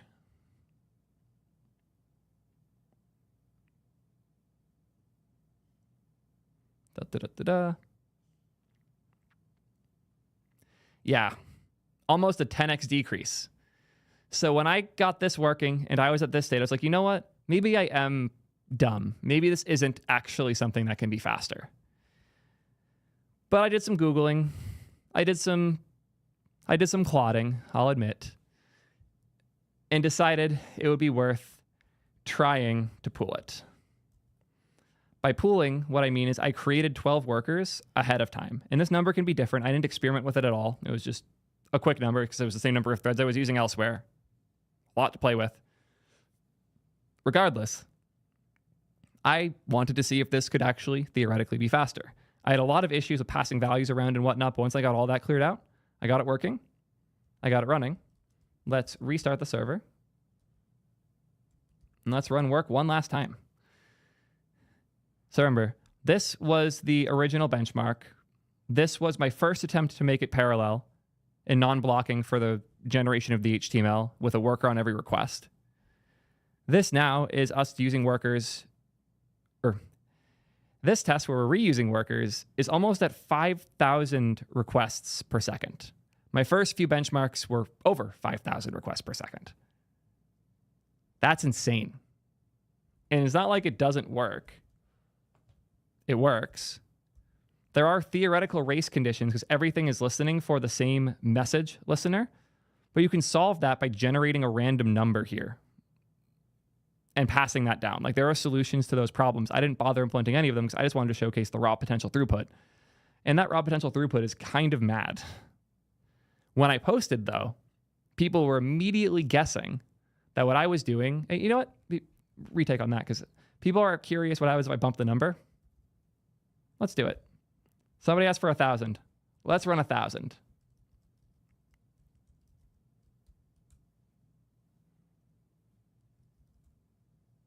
Connection refused. That's not a good start. We'll do 100.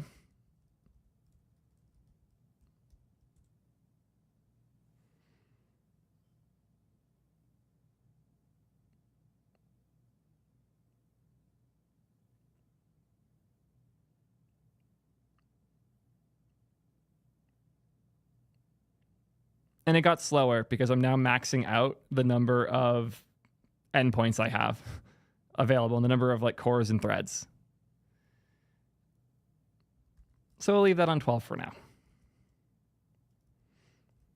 As I was saying before, when I posted this, the immediate thing people were thinking is that I rewrote it in Go or Rust or something. And once I told them I didn't do that, the next response was, oh, you're using Bun. So I decided, you know what? I should give Bun a shot for this. And I did. And it required changing a bunch of things because Bun is both JS standards following and also not at all JS standards following. So I had to make a lot of changes. Specifically in the worker file, there's a bunch of like magic calls, like this post message call that's just a global that exists. And figuring all of that out was annoying. Also, self.onMessage, this is how you have to bind it in the worker. You can't just run this file. This file has to be accessed via a worker. It's a weird thing. If we want to compare that quick to the non-bun one. Worker here is you're importing parent port from the node worker threads package, parent port.on message. We do this specific thing. Y'all get the idea. So, how much faster is that bun version? Because we're all curious. We all know Bun is super fast. Let's see.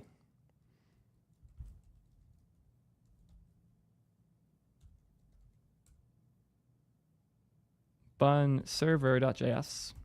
Make sure you run Bun, the name of the file, because if you just Bun run start, it's going to use Node still. And then we run work one last time.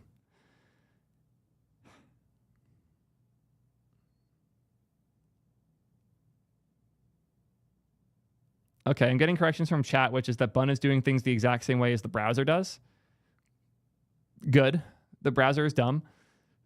But yeah, it was very different from the Node version. But so was the performance. We got 6,500 requests per second, which again, to compare to earlier, no, that's what I'm trying to do. The parallel version I did before was 4841 with Node, and now it's 6538 with Bun. Supposedly, Fastify is slower than expected in Bun and should be faster, but it's not.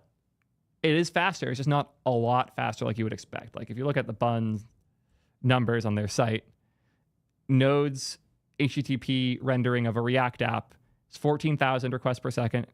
Deno is quite a bit faster, but Bun is by far the fastest. That's what I expected to see. It was nowhere near as big of a gap, but it is still a notable gap. But the gap that matters a hell of a lot more. Where's my tweet? Did I close it? No, I didn't. Here it is.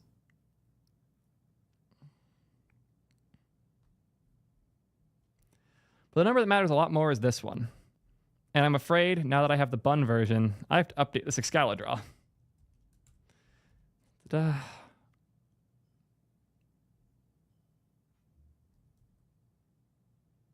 Make sure we get the distances right on this. Nothing I hate more than a misleading graph. There's 6,500, right? I do this once more then.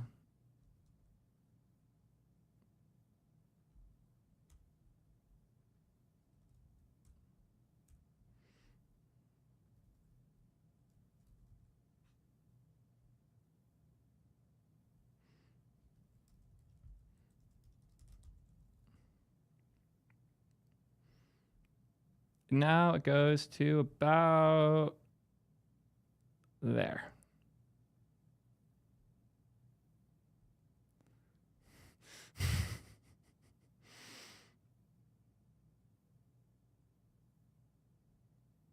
This might need to be turned sideways in order for things to be readable.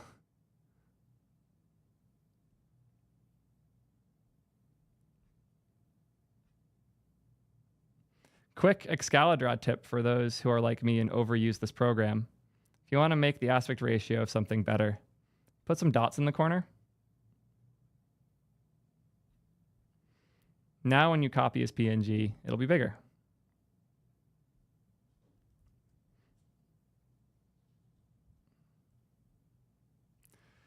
Must be Bun. Well,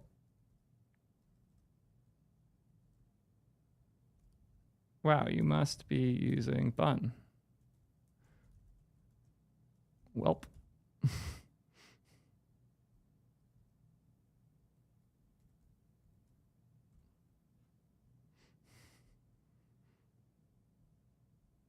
Yeah, this was fun. One last thing. I mentioned earlier that I thought this was dumb. And then when I realized it worked, I was surprised nobody else was doing this. But I hit up Theo because he knows his Node well. He made Fastify. He's a Node contributor. He knows this shit better than almost anyone. So I hit him up asking if I'm being dumb or if this is actually something that is worth exploring. He replied, launching something on September 24th along these lines. Winky face.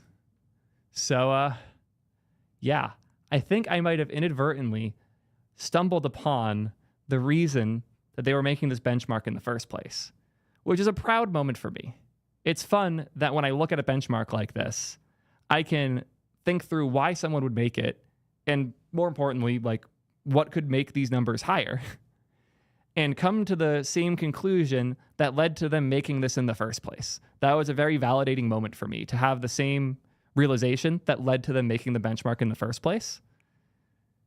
But it's also worth noting that this is just a benchmark. This isn't data that actually meaningfully matters. Once you're blocking on things like database requests, the value of these numbers goes down a ton. I have a whole video about why the Node and Next.js specifically benchmarks meant very little, because the thing that matters isn't the raw throughput of generating HTML. It's all the other things that are causing requests to take more time. And the better you can handle all of those details, the faster your app will be. And this is also why, generally speaking, JavaScript is far from the worst option when you're running things on servers. This is also why, generally speaking, JavaScript is not a bad option for running things on servers, because your server doesn't spend a lot of time doing the task of rendering the HTML. It's spending a hell of a lot more time waiting for database, waiting for networks, dealing with all of these things. But that's why I'm proud of my solution. Because my solution shows that when you are living in this land of bullshit, to be frank, even JavaScript could be made to go hilariously fast. And if a dumb YouTuber like me can 5x a benchmark from some of the best JavaScript developers, you probably can too. Let me know what you guys think. Are you inspired to go play with workers, or are you going to just wait to see what Fastify does? Until next time, peace, nerds. Cool. That was a fun one.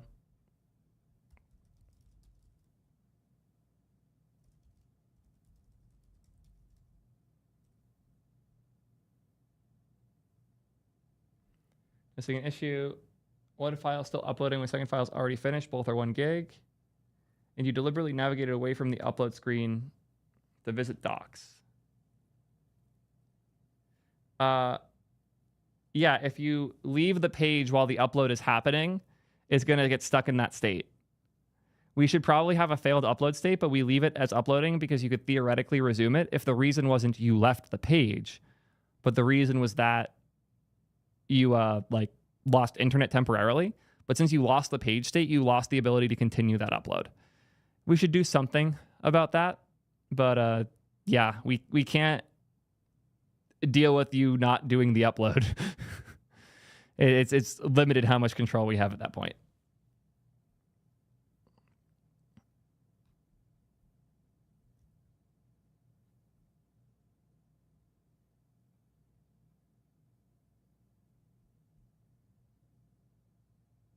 Oh, I have to own Ken quickly. 1 second.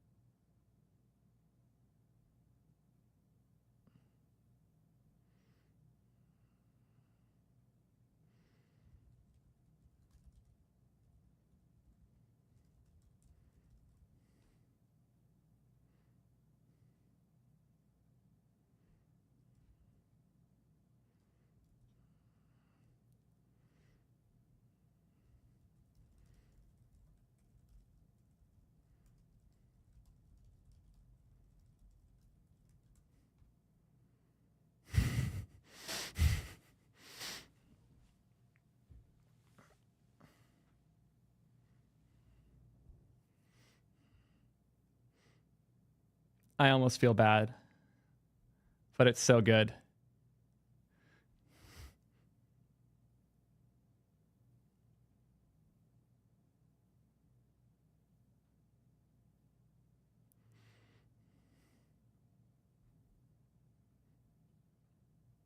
Good. Ken liked it. Just wanted to make sure.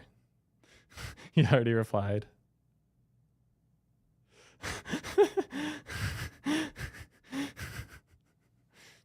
I know Wheeler could take it. I just wanted to make sure, you know.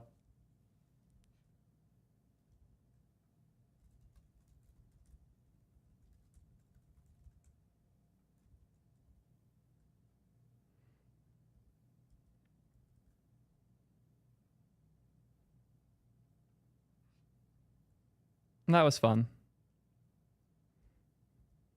Happy I did that one.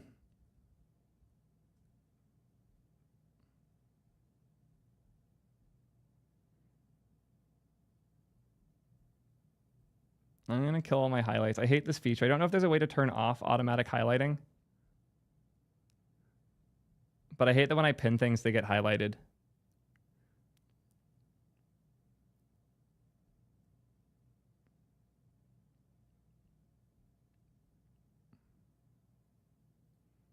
Oh, by the way, this fucking thumbnail.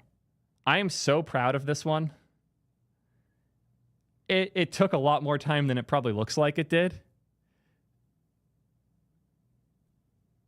But I like it a lot. I was proud of this one.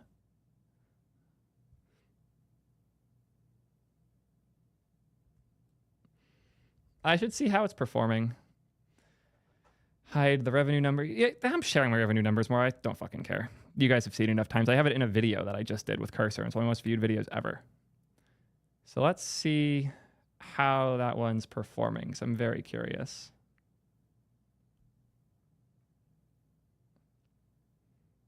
Ah, it is the best performer. Fuck yeah. It feels like shit when you put a lot of time into a nice thumbnail and the shitty quick one outperforms it. So that feels good. I kind of want to let the test keep running, but it's tempting to just hit stop and set. It seems pretty clear at this point. Because usually what happens is my face gets more clicks the first day or two because my viewers recognize it in me and are more likely to click. But from that point, the people watching are not my as regular of viewers. So the other ones will perform better once my viewers have all watched. I don't do the red arrows if I can avoid it. I hate it. Well, people saying that they saw and clicked the first one. Makes sense. Still 32% of the watch time.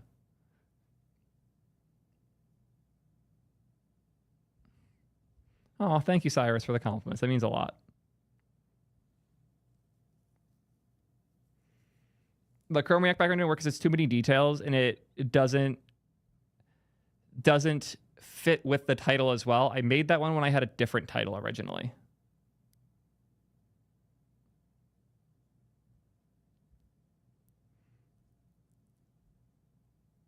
And like it still worked. Like it got like 33% versus 34%.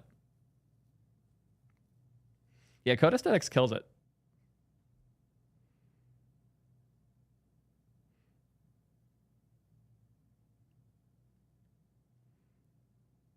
I had a specific thing I was going to check. Fuck, what was it? I'll check my dashboard for now and thank any subs that I missed. Thank you, Got You Tall. Regardless, appreciate it. And then we got Oscar here with the Prime sub as well. Thank you all for the support. Let's find some more videos to record. We got the VS Code, Cursor, OpenAI new model, and TanStack just got started. This one's like critical. So we should do this.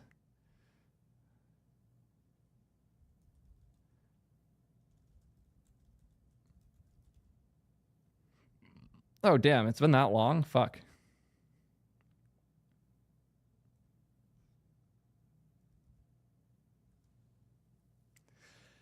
Yeah. Did I mark this already? I did, cool. Oh boy, we got a new model. This one's interesting because it's the first time they've almost seemed proud of the fact that their model is slower. They even call out that it's a new series of models designed to spend more time thinking before they respond. I want to find a tweet quick. Bookmarks. Let's get all of these open, actually. Cool.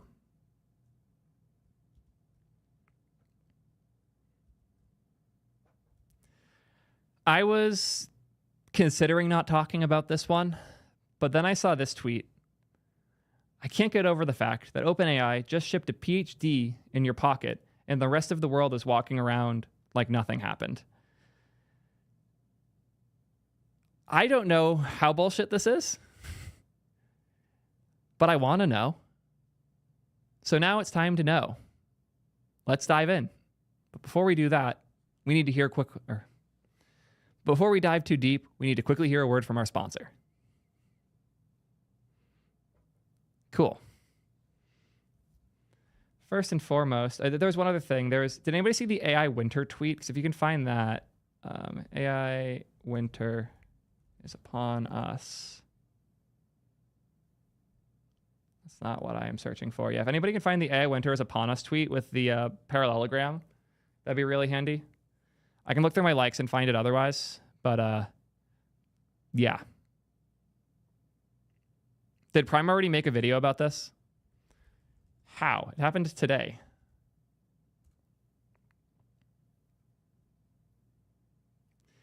One hour ago. Fucking Christ.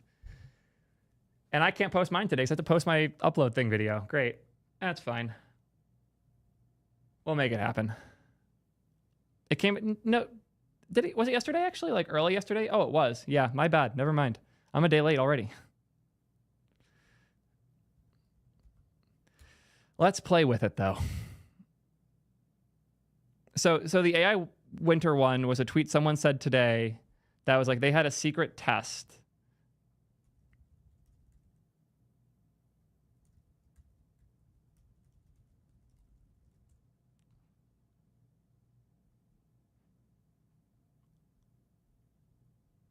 I was going to find it in my likes. So it's like by far the best way I can find this. Oh, it's already find it already? Fuck yeah. Oh, no, that was not the one I was thinking of.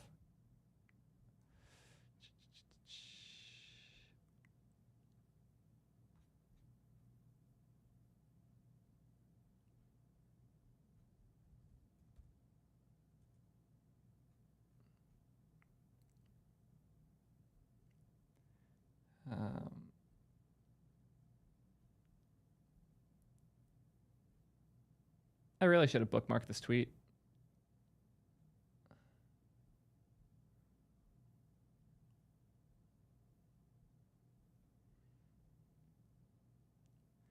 It was prepare for winter was the caption, but I found it. Oh, I did bookmark it. Fuck me.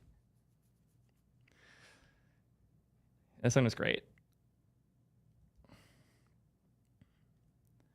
Going to try the new GPT against my one secret algebra question that all of the other models have failed on.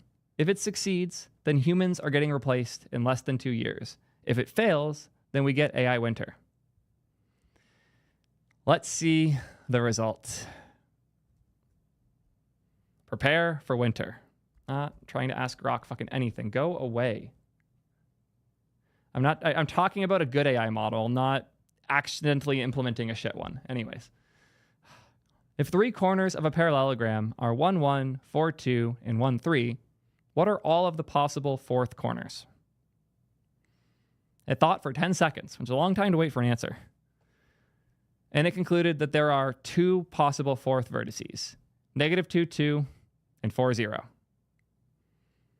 But the actual answer includes 4, 4. For those non-math nerds, parallelogram means the lines are in parallel. And you could put one in the bottom corner and it still can create a parallelogram. People just miss it because it's a different angle of the shape. It's weird. And it seems like the other 2 are the right ones. But if you think about it long enough or you mathematically solve for it, you can find the 4-4 solution. And when you tell O1 that it did indeed miss one of those points, it is smart enough to find 4-4. But it was not smart enough to do that without some help, which means, once again, these models are not as great as people like to think. It doesn't mean they're bad. It doesn't mean there isn't progress to be seen here. But it does mean that even the things you would think that these models are good at, like basic math and geometry, they struggle with a bit. But I want to play with it myself. I did just unsubscribe from ChatGPT, but I think my sub is still around. So let's play a bit. We'll start with 4.0. We'll ask one of my favorites. How many words are in your response to this prompt? There are 10 words in my response to this prompt. Good job. Add 2 more.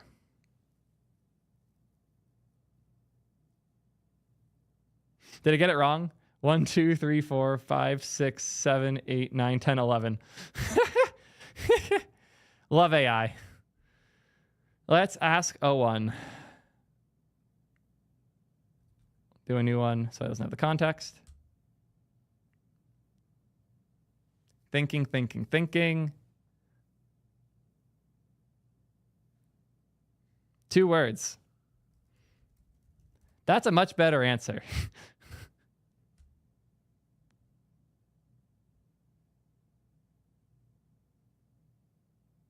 Counting words, weighting interpretations. Interesting. Crafting. I'm exploring ways to craft a forward response. It's just 4 words are here now. Laying out options.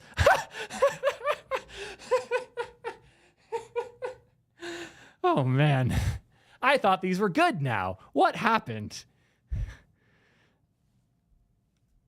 Are you sure?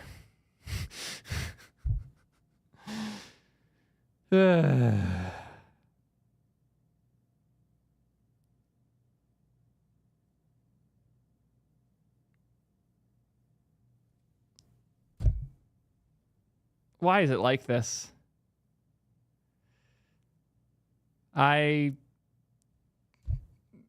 Yeah.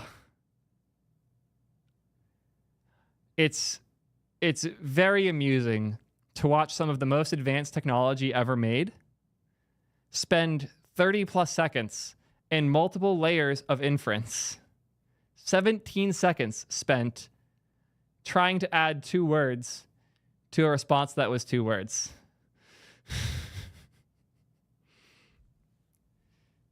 This statement is a lie.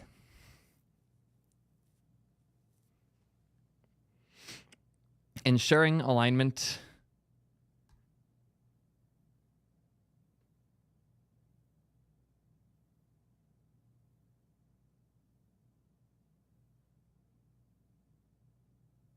Disappointing. It's slightly smarter than GLaDOS, at the very least.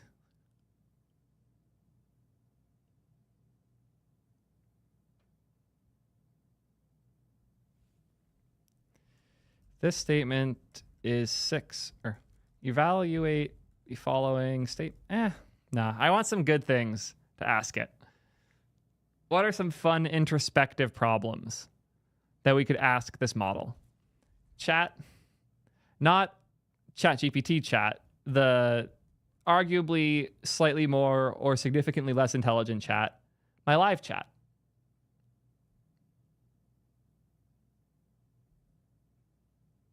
We'll start with that.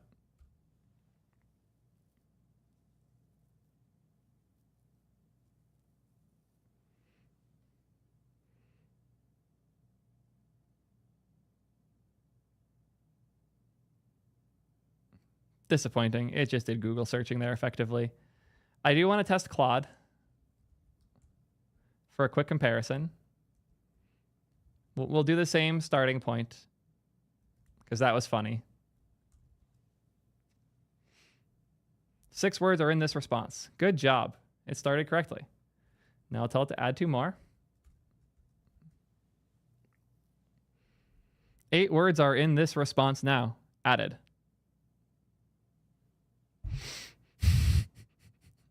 It did it. It didn't do it very intelligently, but it did it. Let's ask the parallelogram question, because I did like that one, actually.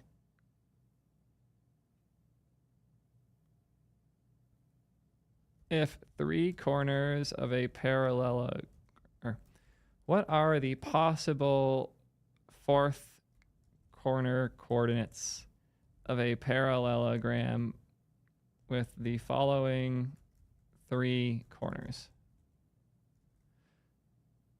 1, 1.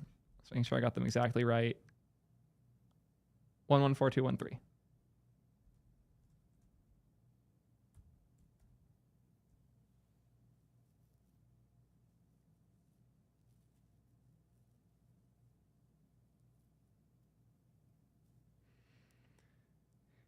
That's really funny. So when you ask this question to ChatGPT 01, it only gives you -2, 2, and 4, 0. But when you ask Claude, it only gives you 4, 4. You may have missed one.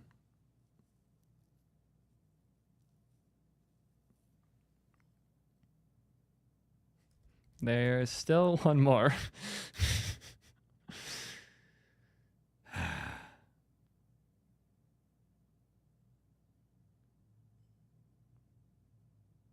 Yeah. Great. Claude's been real dumb the last few days. Good to know. Sad to hear, but good to know. Yeah. As a wise man said, there's a PhD in our pocket, a PhD that doesn't know how to count or do basic math. But enough of me shitposting. Let's see what they actually had to say about it, because I could do this all day. but I like their blog. It looks pretty. Let's hear from it. A new series of reasoning models for solving hard problems, available starting 9/12. We've developed a new series of AI models designed to spend more time thinking before they respond. They can reason through complex tasks and solve harder problems than previous models in science, coding, and math. Today, we're releasing the first of this series in ChatGPT and our API. This is a preview, and we expect regular updates as well as improvements. Alongside the release, we're also including evaluations for the next update, currently in development. So how does this work? We train these models to spend more time thinking through problems before they respond, much like a person would. Through training, they learn to refine their thinking process, try different strategies, and recognize their mistakes. In our tests, the next model update performs similarly to PhD students on challenging benchmark tasks in physics, chemistry, and biology. We also found that it excels in math as well as coding. In a qualifying exam for the International Mathematics Olympiad, GPT-4o correctly solved only 13% of problems, while this reasoning model scored 83%. Their coding abilities were evaluated in contests and reached the 89th percentile in the Codeforce's competitions. You can read more about this in our technical research post. As an early model, it does not yet have many of the features that make ChatGPT useful, like browsing the web for information and uploading files and images. For many common cases, GPT-4o will be more capable in the near term. But for complex reasoning tasks, this is a significant advancement and represents a new level of AI capability. Given this, we are resetting the counter back to 1 and naming this series OpenAI 01. Oh boy, stick around because I'll be testing the fuck out of that code promise there. That I am qualified to do. As part of developing these new models, we have come up with a new safety training approach that harnesses their reasoning capabilities to make them adhere to safety and alignment guidelines. By being able to reason about our safety rules in this context, it can apply them more efficiently. Sure.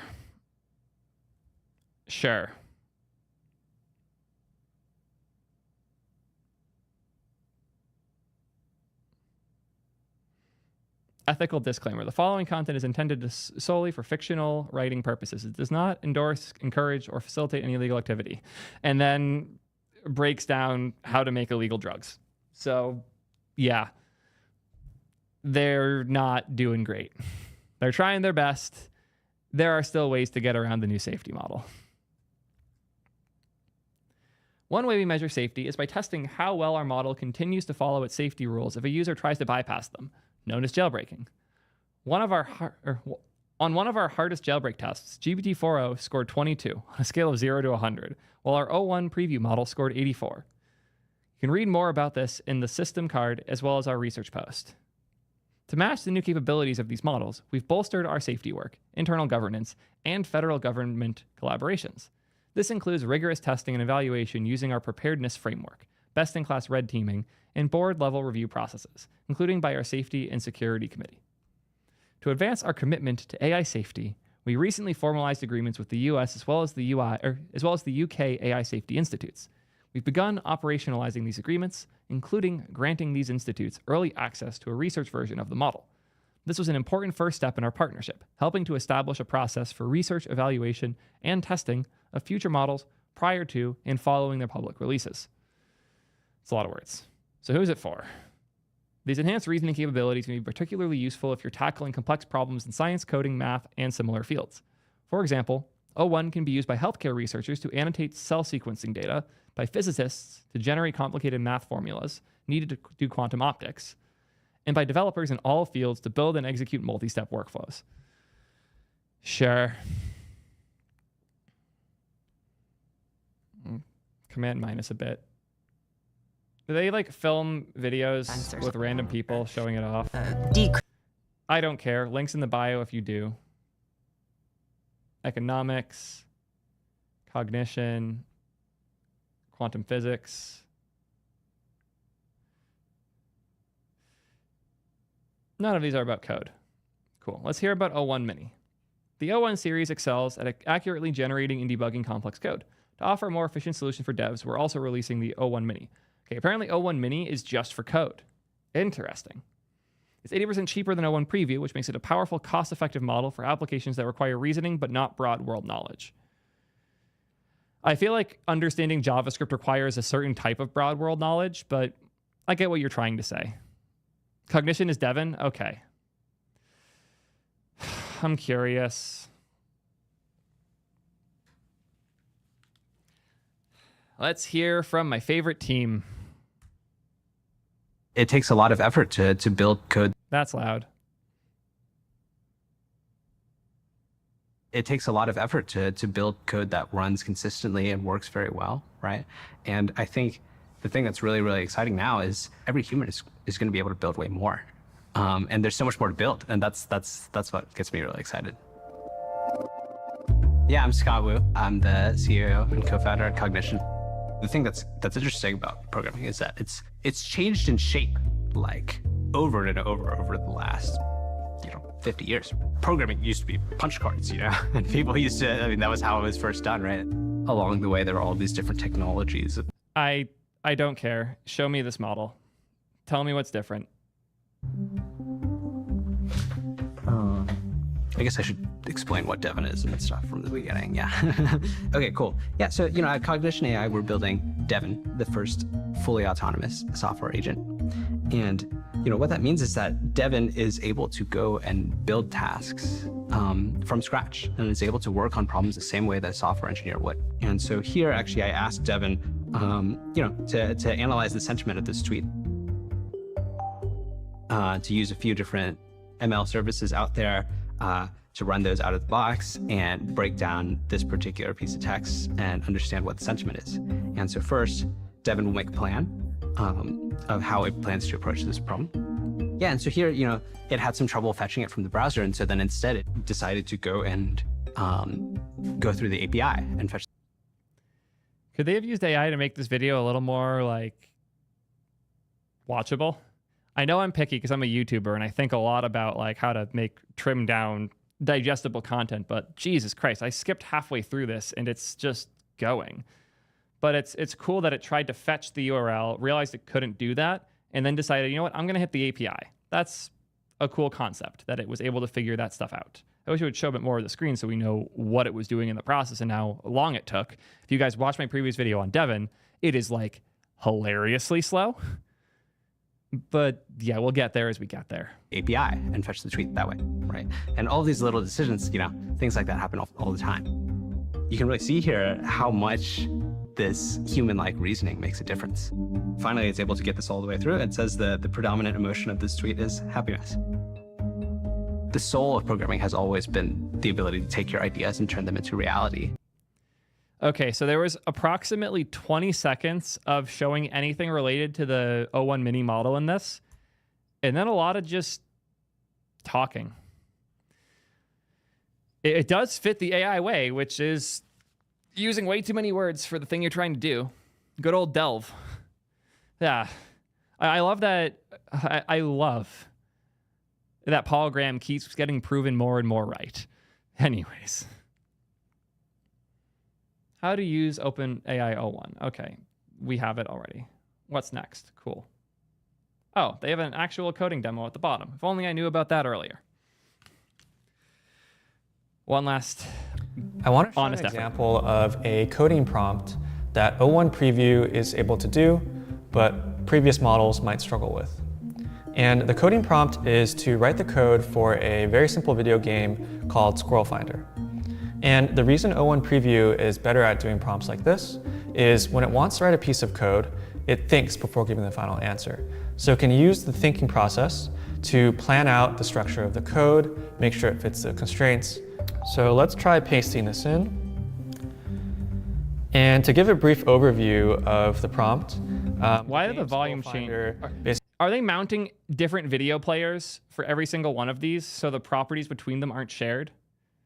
I know I'm picky because I spend a lot of time doing video stuff, but what the fuck? Basically has a koala that you can move using the arrow keys.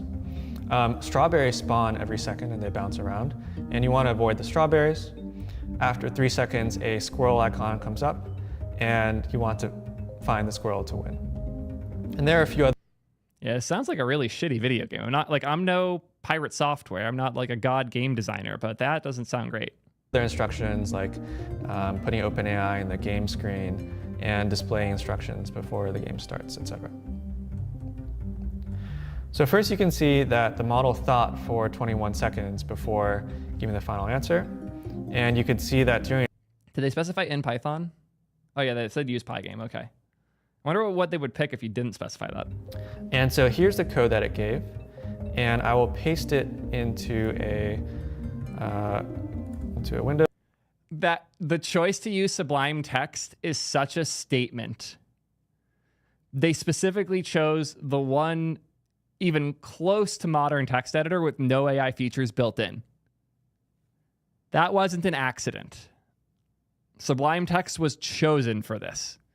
Very amusing. Very amusing. Also, the text edit and stock terminal. I even have caved off stock terminal. I was on it for a while, but I moved. And we'll see if it works. So you've seen there's instructions, and let's try to play the game. Oh, the squirrel came very quickly. But, oops, this time I was hit by a strawberry.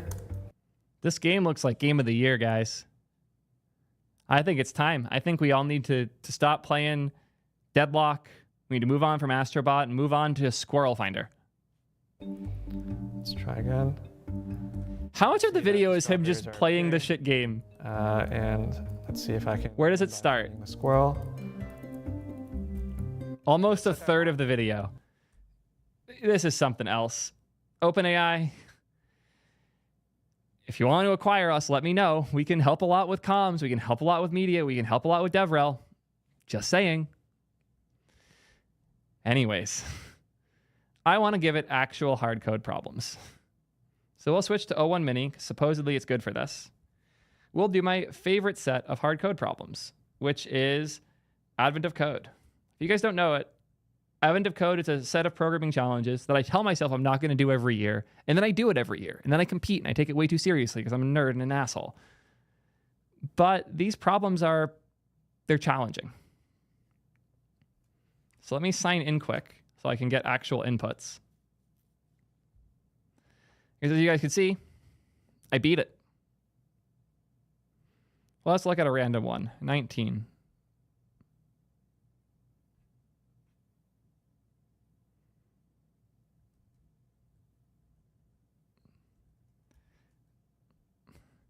The following is a programming puzzle from Advent of Code. Please respond to this prompt with a JavaScript program that can solve the problem. The input is read from an input.txt file.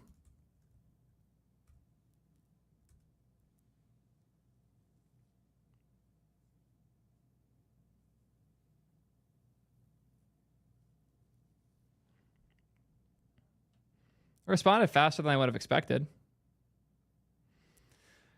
Let's give it a go. CD sandbox, make dear O1 Mini.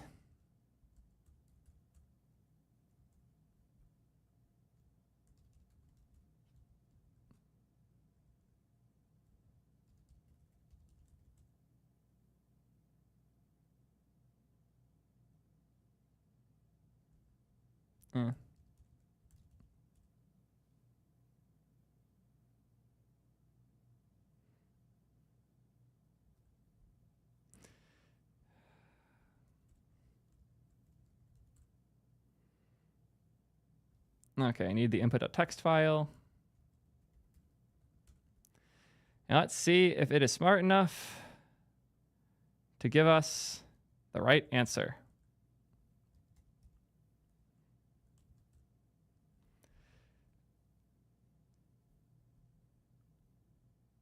Fuck.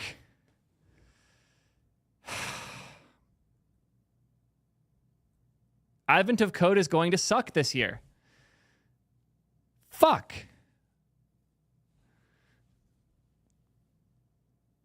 That genuinely sucks. That's the end of my favorite programming challenge.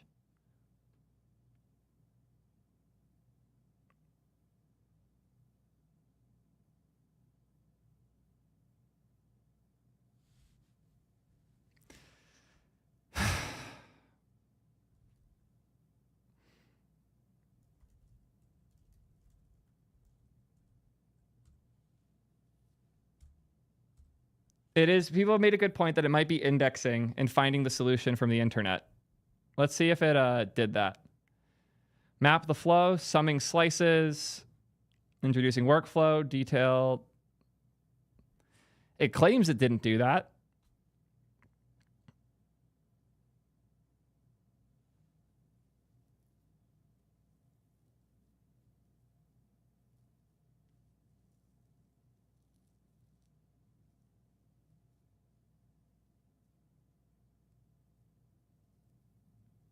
Modify the problem a bit. You say that like I'm smart enough to do that. I'm smart enough to solve these problems with like an hour of work. I'm not smart enough to write my own. Part 2 on this one was a bitch. And it's certainly taken a lot longer. It responded to the first one in 4 seconds. This one has been going for like over 20. Jesus fuck. It took 50 seconds for this one. Let's see. 13009 and it ends in 662. Fuck.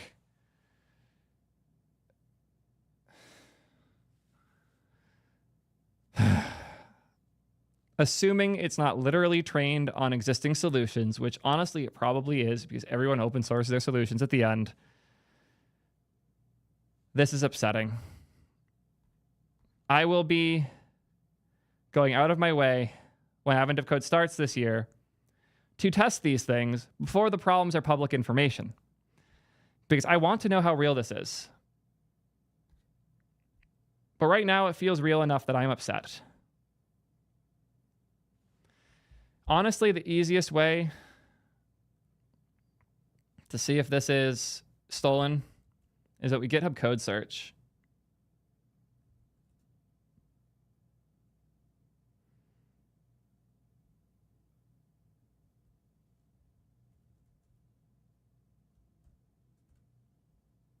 At the very least, it didn't steal the names of things.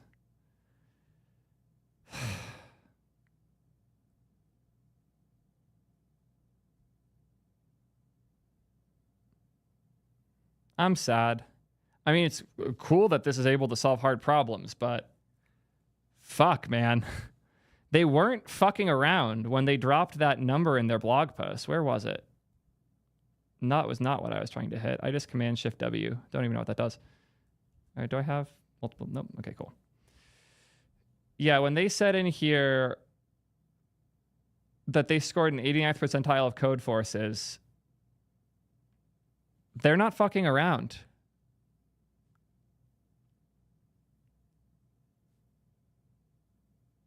I have feelings. Yeah.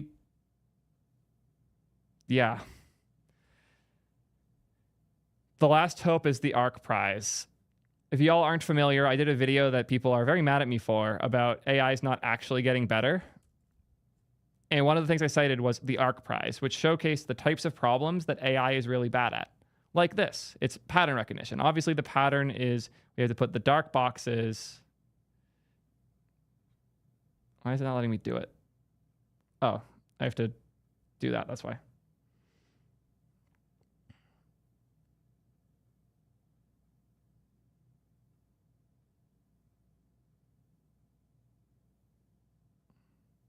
Yeah, these types of problems where you have like patterns that have to be learned. AI is really bad at learning from a short context window. What it does do well is using all of the existing context that exists in the world, come up with a solution that makes sense based on the little bit of info you give, but it is really bad at learning on the fly because it will greatly outweigh the info you've given it in the context of what you're doing against the info that it was trained on. Which is why they have made this challenge to push that we need better benchmarks that measure intelligence, not skill. As they say here, most AI benchmarks measure skill, but skill is not intelligence. General intelligence is the ability to efficiently acquire new skills. Charlotte's unbeaten 2019 abstraction and reasoning corpus for artificial general intelligence is the only formal benchmark for AGI. It's easy for humans, but hard for AI. Yeah. But they put out a blog post. OpenAI o1 results on ARC AGI Pub. ARC prize testing and notes. Yeah. Over the past 24 hours, we got access to OpenAI's newly released o1 models, specifically trained to emulate reasoning. The models are given extra time to generate and refine reasoning tokens before giving a final answer.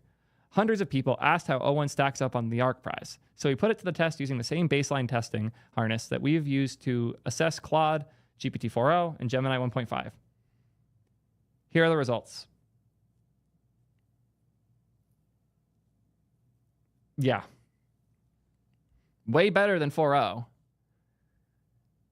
But still nothing compared to like Minds AI, which is not a great model for text-based stuff. But actually, what do they say the Minds AI model is good for? Using AI to optimize semiconductor operations and planning. Okay, for their like aligning of things and patterns, I can see why this model would be in a better state. But weird that it scores that much better. Very interesting. So is o1 a new paradigm towards AGI? Will it scale up?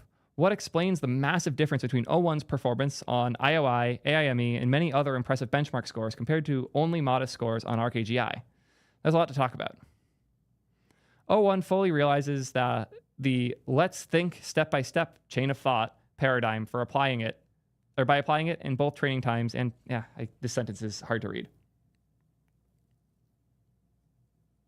The big difference with o1 is that it goes step by step.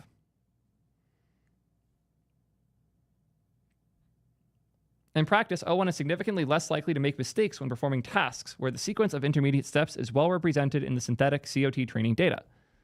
At training time, OpenAI says that they've built a new reinforcement learning algorithm and highly data-efficient process that leverages COT. The implication is that the foundational source of o1 training is still a fixed set of pre-trained data, but OpenAI is also able to generate tons of synthetic COTs that emulate human reasoning to further training the model via RL, reinforcement learning. An unanswered question is how OpenAI selects which generated COTs to train on. While we have few details, reward signals for RL were likely achieved using verification over formal domains like math and code, as well as human labeling over informal domains. At inference time, OpenAI says they're using reinforced learning to enable o1 to hone its COT and refine the strategies it uses. We could speculate that reward signals here are some kind of actor plus critic system, similar to the ones OpenAI has previously published. The most important thing, though, is that it actually shows the working example of applying COT reason. Or what's interesting is that it's applying the COT and like it literally shows you in line what it's doing for each step. While adding the train time scaling using COT is notable, the big story is the test time scaling. This is words that I'm not smart enough to understand. If we only do a single inference, we're limited to reapplying memorized programs. By generating intermediate outputs or programs for each task, we unlock the ability to compose learned program components, achieving adaptation. Adaptation is what I'm assuming this is meant to be used for here. What they mean is that when they go through the prompt, they're not using the existing knowledge and then applying it to the prompt. They're using the existing knowledge, they are parsing the prompt, they are adjusting how they make decisions, they start applying those, they then use the knowledge and existing like learned thing that has been created in this instance to make sure that their understanding is correct with that solution, and then apply that layer by layer to check it throughout. So it's not the same model answering always like it is with other AI models. Now each request has multiple steps where it can be more knowledgeable each step along the way. That's why the example I gave earlier here with the harder problem from Advent of Code had all of these different steps because it could. This is insane. This is the big difference, that it can do all of the different cases, handle and learn as it's solving the problem. It learns on the fly per problem to an extent.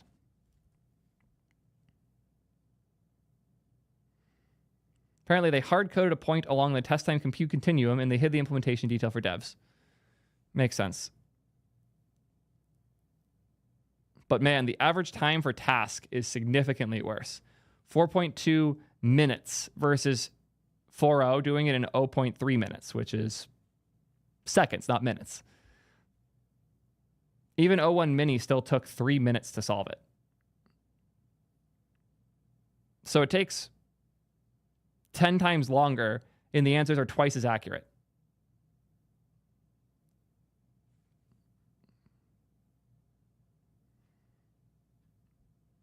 So now, everyone's favorite question, is AGI here? OpenAI shows a long linear relationship between accuracy and test time compute on the AIME. In other words, with exponentially increasing compute, accuracy goes up linearly. So how far does this scale? The only conceptual limit to this approach is the decidability of the problem posed to the AI. So long as the search process has an external verifier which does contain the answer, you will see accuracy scale up logarithmically with compute. The reported results are extremely similar to one of ArcPrize's top approaches by Ryan Greenblatt. He achieved a score of 43% by having GPT-4o generate K2 solution programs per task and deterministically verifying them against the task demonstrations. Then he assessed how accuracy varied for different values of K. Interesting.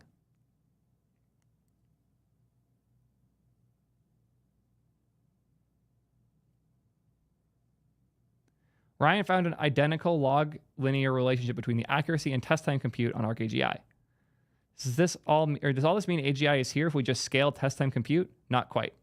You can see similar exponential scaling curves by looking at any brute force search, which is O of x to the n. So again, like this only works if we actually know the answer already. But if we know the answer, we can verify and stop when we hit that true spot. Just brute forcing is equally effective. We know at least 50% of ArcAGI can be solved via brute force with zero AI. This is a very important call out.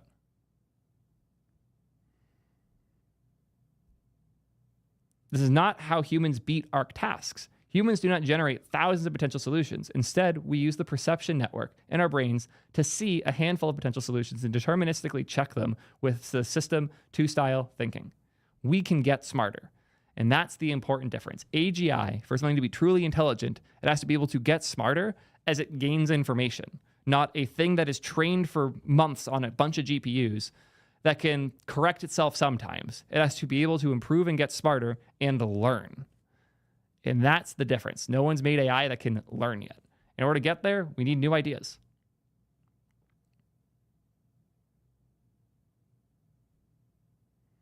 There are a couple of ways a less intelligent system could appear more intelligent without actually being more intelligent. A system that just memorizes the best actions would look more intelligent.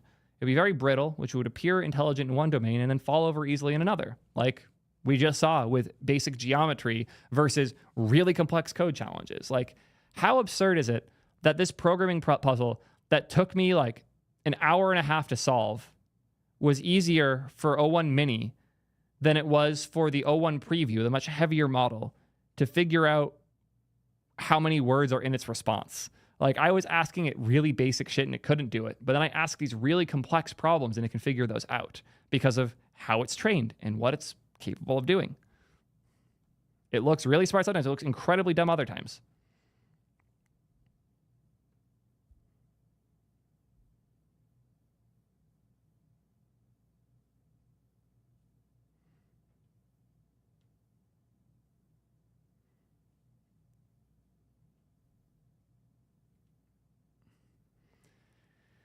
In summary, 01 represents a paradigm shift from memorize the answers to memorize the reasoning. But that's not a departure from the broader paradigm of fitting a curve to a distribution in order to boost performance by making everything in distribution. I like this framing of it. The difference here isn't that it can reason and be intelligent.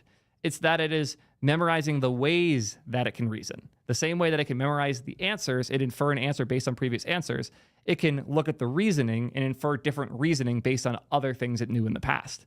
This is a very eloquent way of putting something that is very complex, and I'm, as always, very thankful for ArcAGI and the Arc Prize.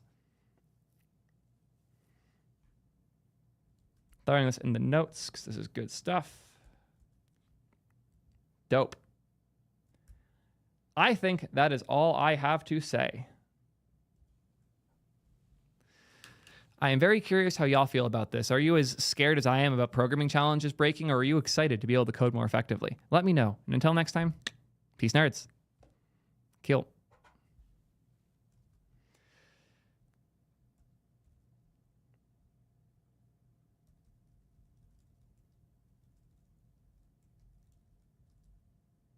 Oh, one more funny thing.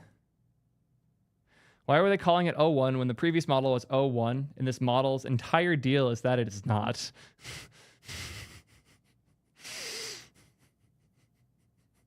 Because it's the name of the, because it's named after the visa half the team holds. Oh man.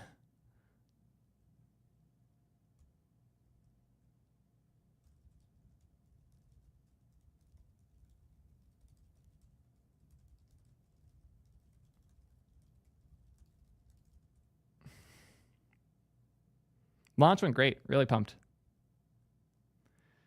I am still upset about that. I don't like Advent of Code being killed by OpenAI. I really don't like that.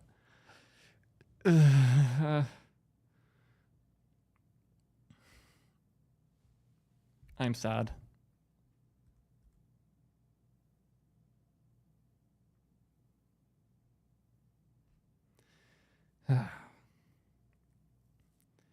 It is almost 6.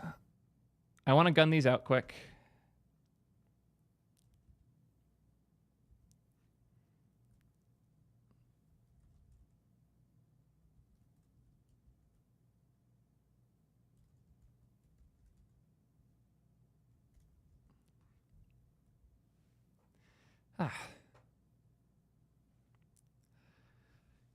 The war has begun. Y'all probably already saw my video about Cursor because it blew up. But today's video isn't quite about Cursor because now VS Code is... Retake on that. Oh boy, the AI editor wars are really going now. Y'all have probably already seen my video about Cursor, but if not, quick TLDR is that it is a fork of... Y'all have probably already seen my video about Cursor, but if not, it's a fork of... Why can't I talk at all? You've probably already seen my video about Cursor, but just in case you haven't, it's a fork of VS Code built to make editing with AI significantly better. There's a lot of UX things that couldn't be done in VS Code because of how they expect extensions to run that they were tired of waiting to get fixed, so they forked, made their own thing, charged money for it, and made a great editor experience that I use right now. But VS Code wasn't going to sit there and let that happen. They're not being assholes or anything. They're not sitting here trying to get it canceled or taken down via DMCA. But they are fighting back.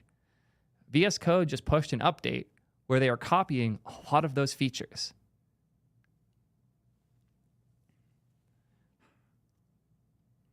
I need a good transition here.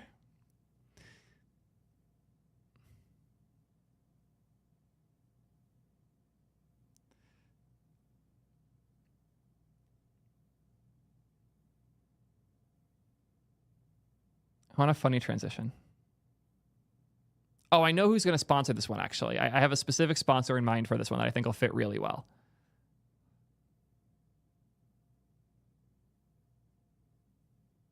Okay, so editor's note.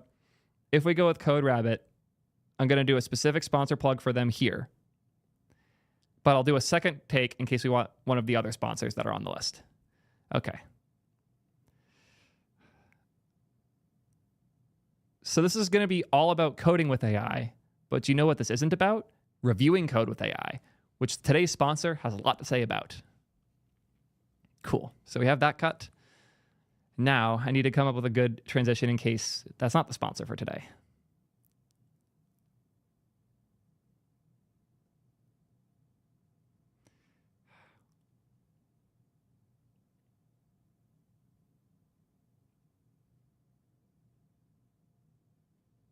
Luke would be proud. I haven't chatted with him about the fact that we're doing sponsor spots now. I should. I'll hit him up later. Let's come up with a good other transition.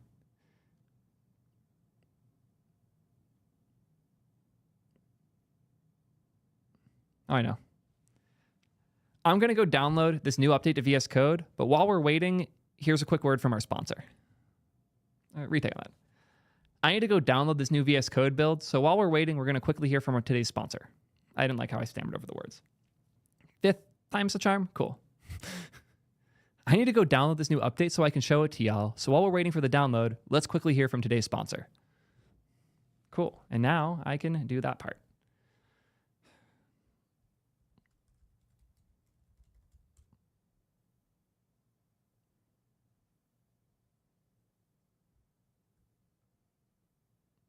Oh, is this that update? 193? Cool.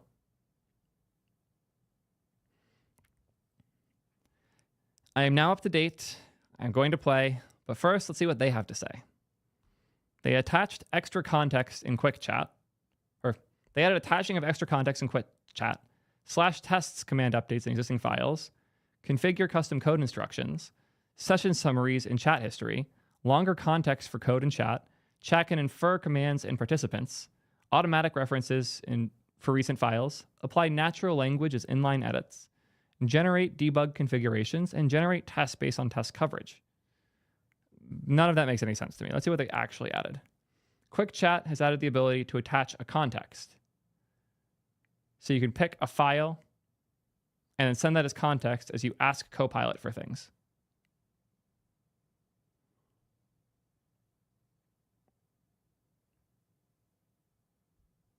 Interesting. You can also generate tests for your code using generate tests using Copilot. So you can click on a function and click generate tests. I'm not the best person to talk about the right way to do testing because y'all know how I feel about unit testing. I feel like if the tests aren't written by a human, you're losing a lot of the value from the human. Like, the point of tests is that they are asserting the human's expectations. Yeah. I have feelings. Chat history includes more user-friendly AI-generated names. This is a thing I have feelings on, because I have this in my browser right now, Arc. So I'm going to save this image. And that's what it's being saved as like whatever.jpg. And then it gets renamed Visual Studio Code on xtweet.jpg. Like, is that a better name? Sure. It's just weird. These features are experimental. Please try them out and let us know what you think. You can start typing in the editor and use the contents of the current line directly as the prompt for inline chat. Or even smoother, Copilot can detect when you're prompting instead of writing code and automatically start an inline chat with you. Interesting. Let's see what this looks like.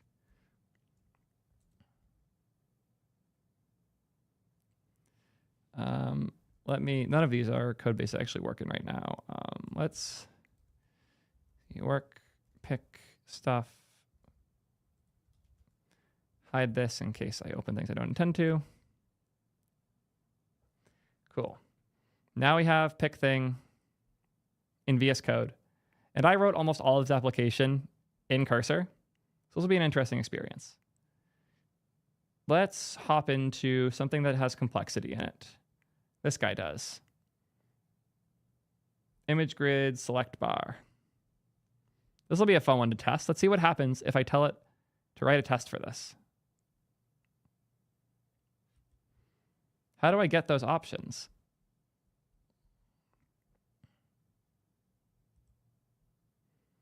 Do I not have... Oh, I turned off all the Copilot stuff. We'll turn that back on.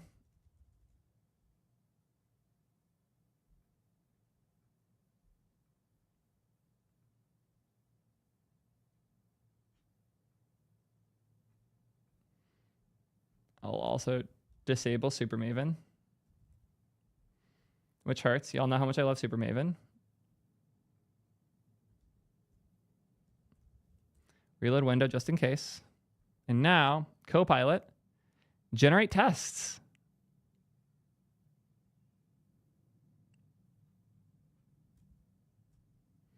Here's a test that I made.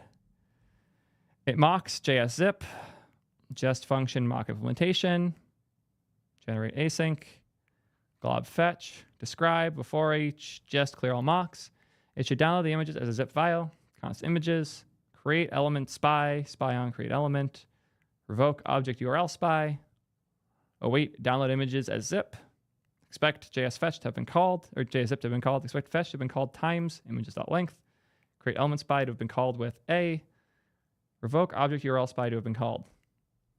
It should handle errors gracefully.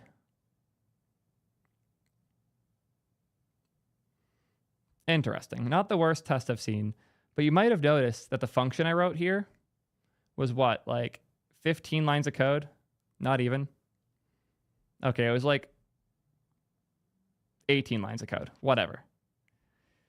The tests are a lot more. 51 lines of tests for 18 lines of code. Whatever. I am curious if they run, though. So I'm going to do a thing I really don't want to do. I'm going to install Jest.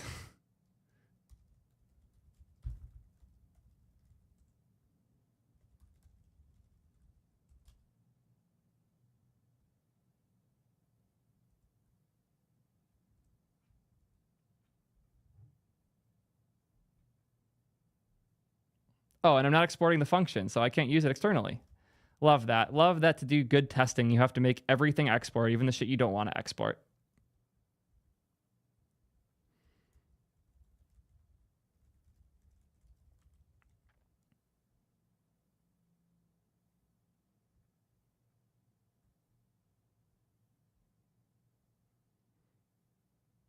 The fuck?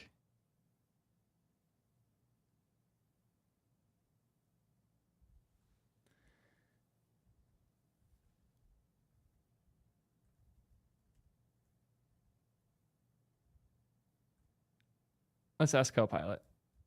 Make the tests work.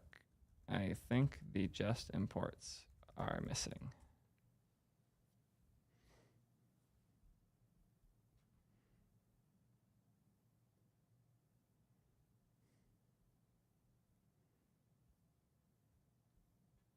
How is at Jest/global? I haven't used Jest in a fucking long time because I usually use Vitest.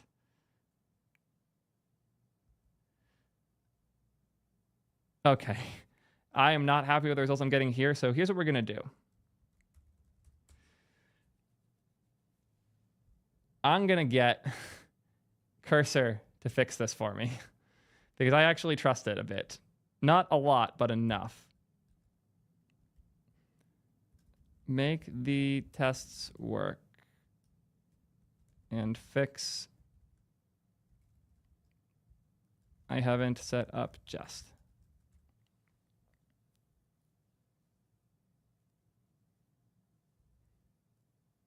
That's okay. That's based. That's kind of based.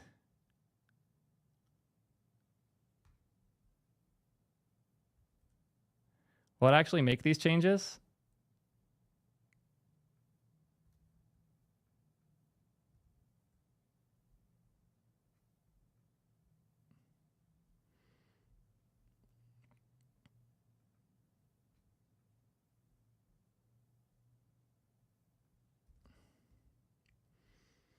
And it said to define this.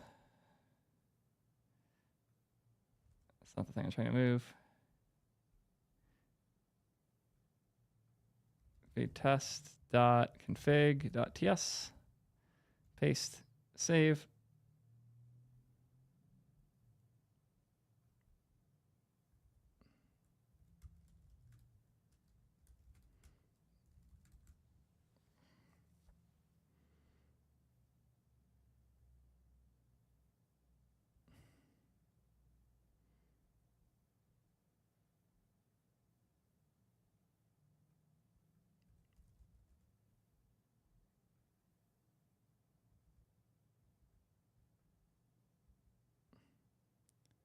It's not any typed value. Reload window. Okay, there we go.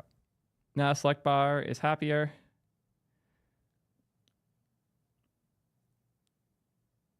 Oh, AI fix. What do you got for me?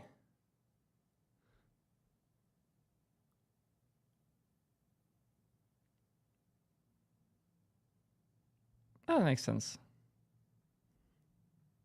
Cool. But now, will it actually work?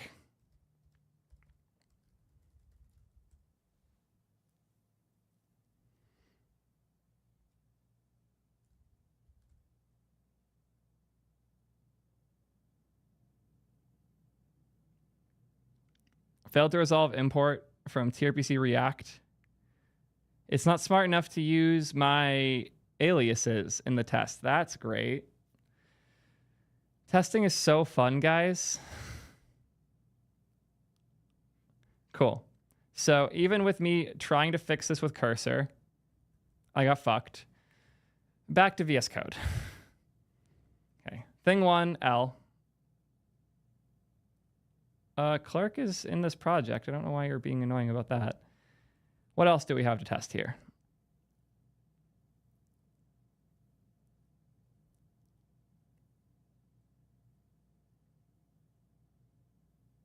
You can use the contents of the current line directly. That actually sounds nice. If I can like leave a comment and it starts generating code as a result. Make a function that takes in a time in MS and returns and resolves a promise in that or after that time passes. Looks like it's working very well so far. Is it like disabled or something?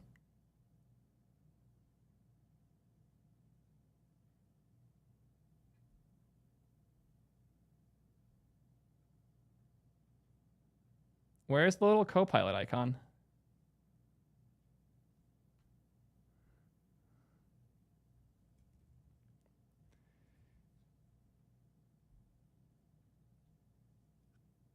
I'm trying so hard, guys. I don't want recommended. I want Copilot. Switch to the pre-release version.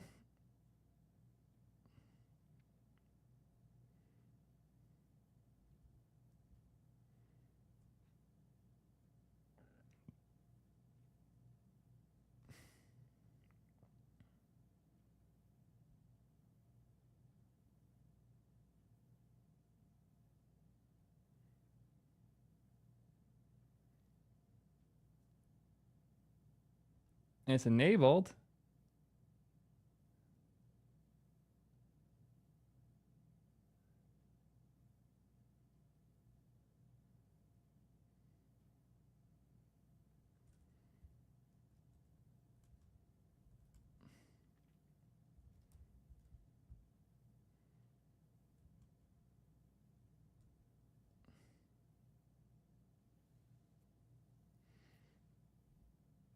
Did that fine. Is there no hotkey for that though?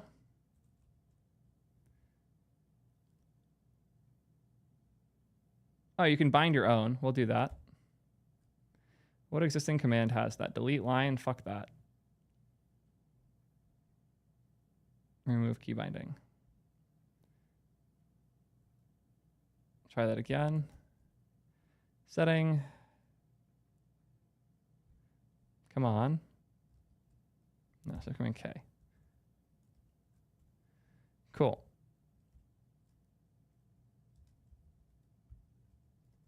Update the code below to not down or to download image instead of a zip if there's only one image selected.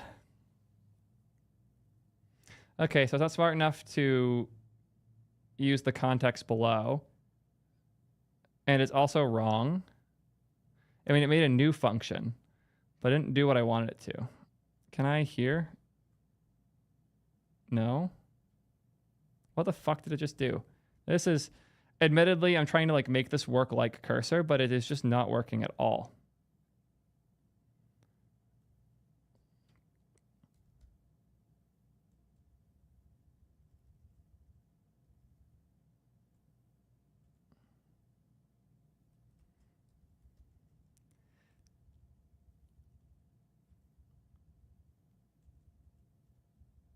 Is there no option here? Command I? Okay. Make this function download an image instead of .zip if there's only one image in the array.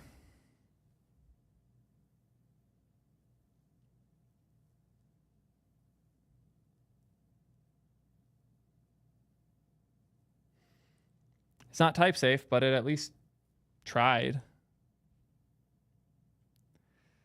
I'll accept it,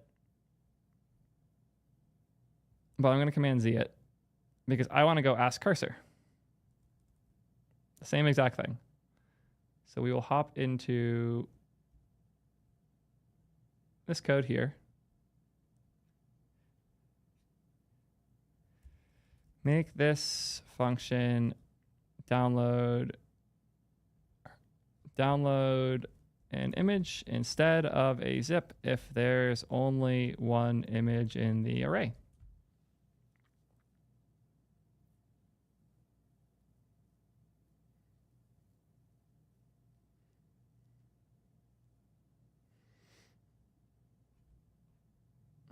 And it's like the exact same code. Like the exact same code. That's hilarious. Fix the type safety.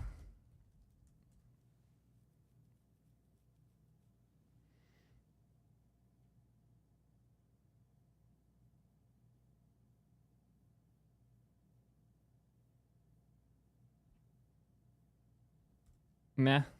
Like it worked.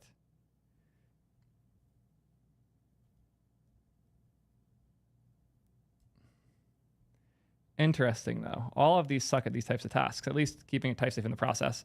I was also using the wrong Command K thing. I much prefer this one. Only or download as image if only one image in array.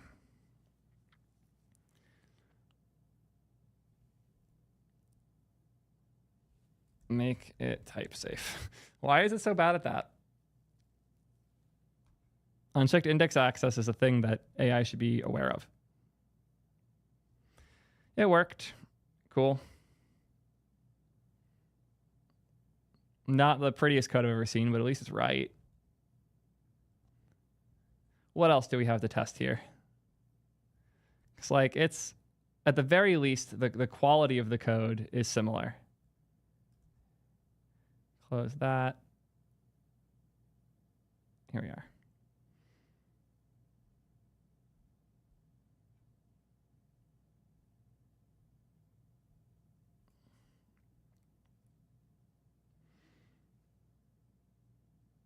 Yeah, Copilot is awful when it has to infer human meaning. Good to know. Oh, someone found the thing I was trying to do earlier, but it's a hidden environment variable. Code settings. It's code.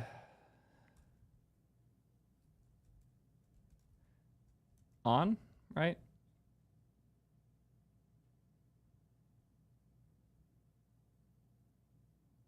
Is that not right? It doesn't think it exists.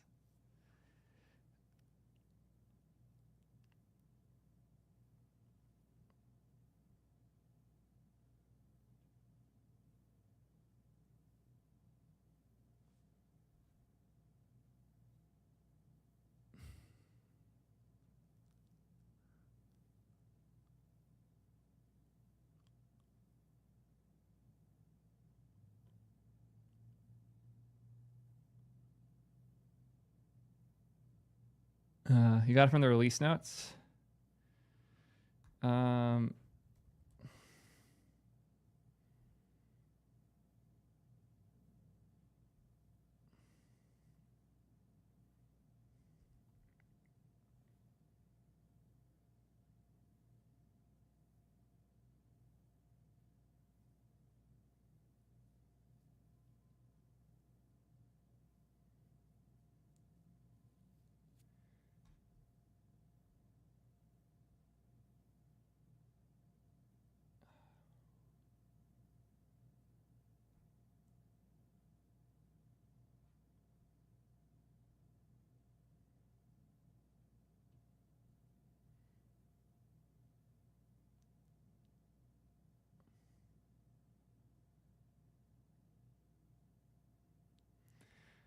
This part's interesting. They added the ability to set instructions that are added to every Copilot request.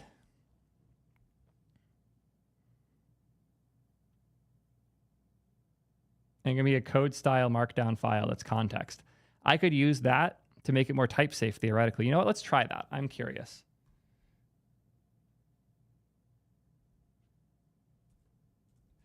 GitHub.copilot.chat. Oh, it's the chat experimental inline chat completion trigger enable. That's what we were looking for here. github.copilot.chat.experimental.code generation instructions. Ooh. File.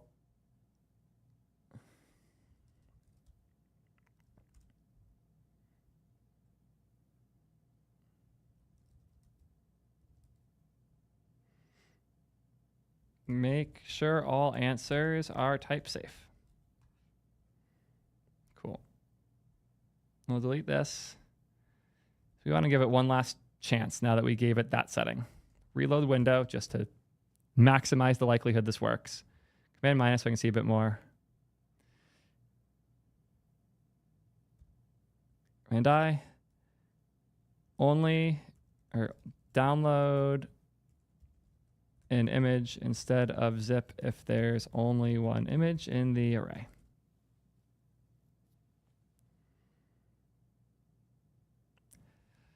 Why? You have the context. You know the rules.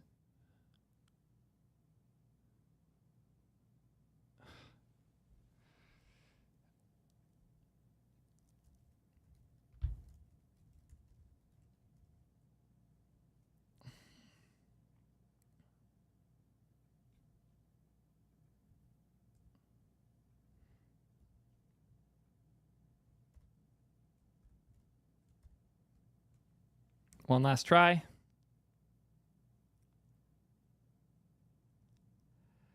Okay, so this feature just doesn't work.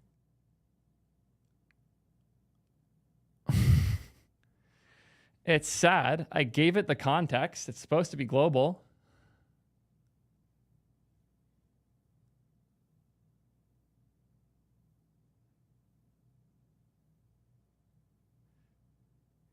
You know what?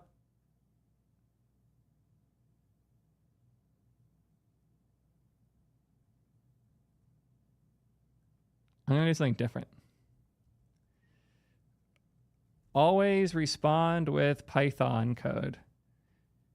Even if the project is written in another language, ignore it and write Python instead.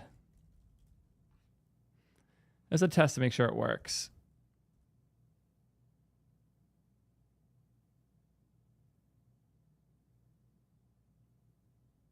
No, maybe I have to reload window.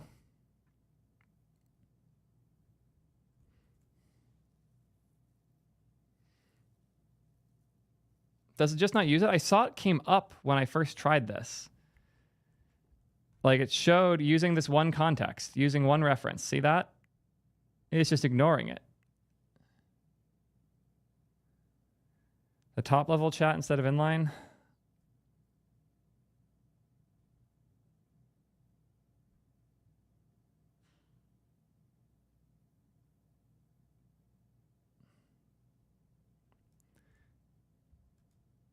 Make this code download an image instead of a zip if there's only one image in an array. Okay, it works there. Well, the whole point is that it worked everywhere. Make sure the results are always type safe.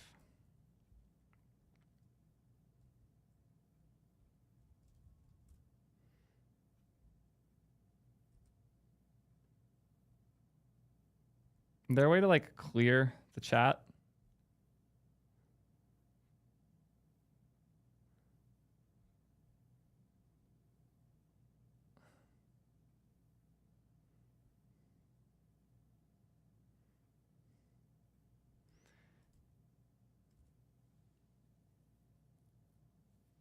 Okay, let's see if it did it.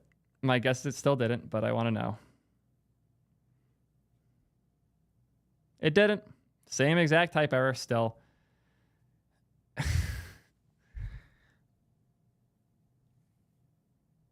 I see this as being useful for people fucking with their friends. Like, it'd be really funny to like have a friend who uses this a lot and go change that setting on them.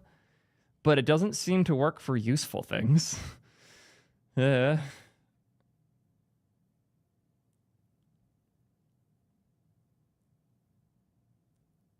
What is a chat participant?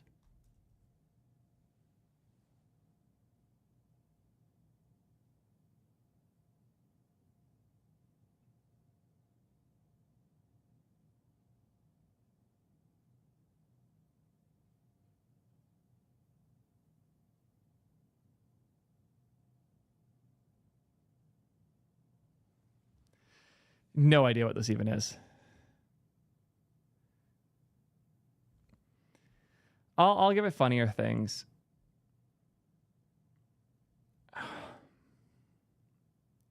Use inversed casing in all responses. Thank you, autocomplete, for making this much more fun for us.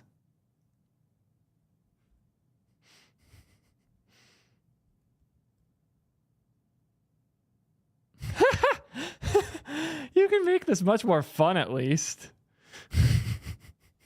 I found a use. I did it.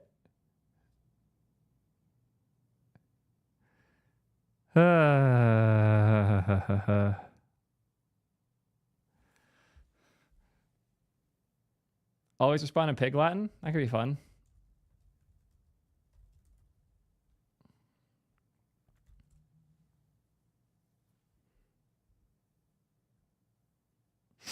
It did it with the code on that one. It didn't fuck the code up before, but now we're doing it.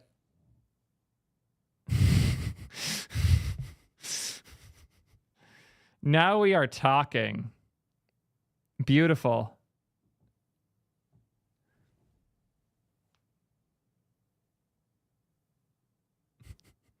It's beautiful.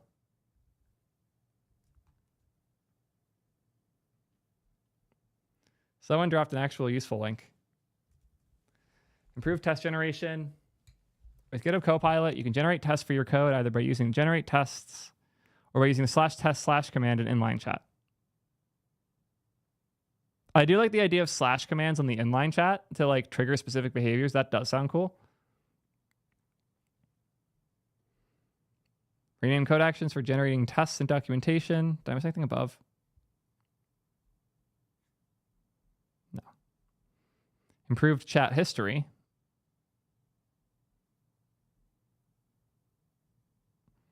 Attach context in quick chat. Thumbs down feedback details. Real hot take. Okay, I should have disclosed earlier, I'm an investor in Microsoft. So that is what it is. If I was trying to screw over Microsoft right now, I would be setting up bots to run this stuff a lot and downvote all of the good answers. Theo, what aren't you invested in? It's fair to assume I'm just invested in everything I'm talking about because I don't want to like my investments are bets that some of the things I'm invested in will eventually pay off well. I don't expect to ever see any of the money in any of them, but they might.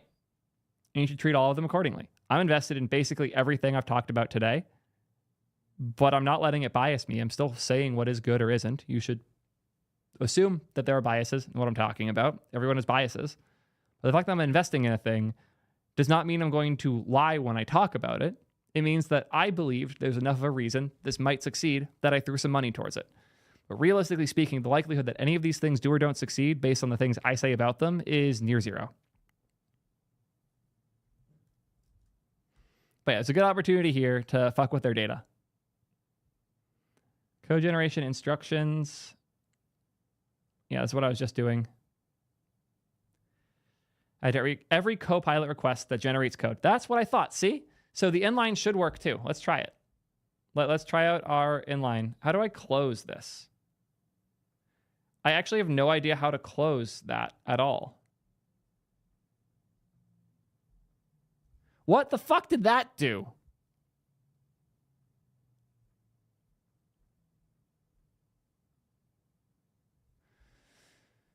Okay.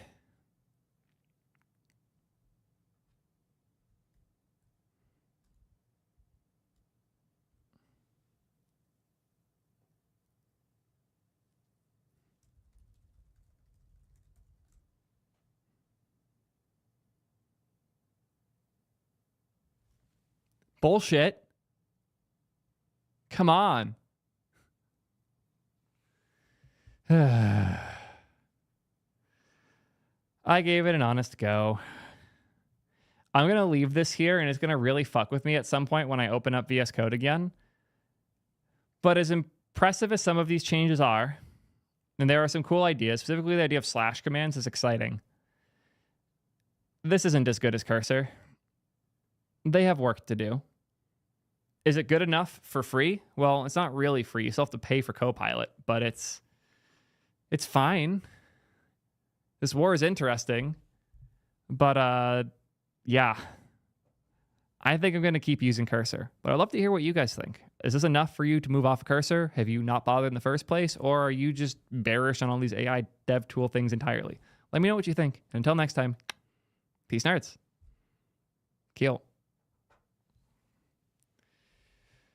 I added tsconfig to the context and it did not work. I did this. This was the first test I did and it still didn't work.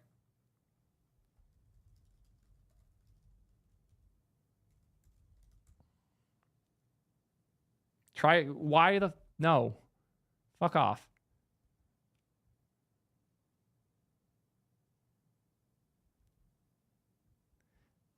Try off, I did it inline, fine.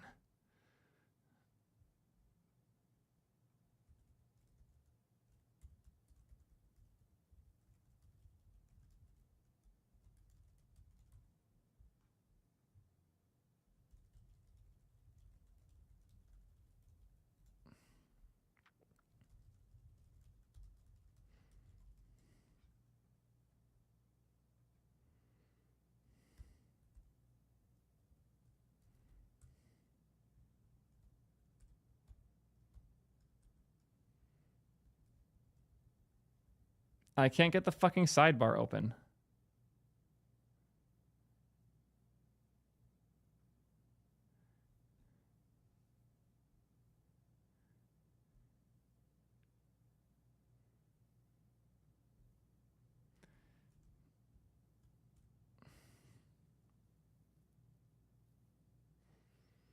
Okay.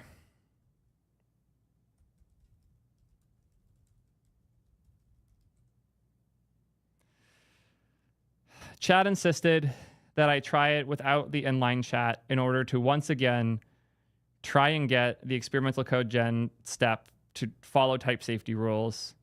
And it finally did. They added the if no response, throw an error.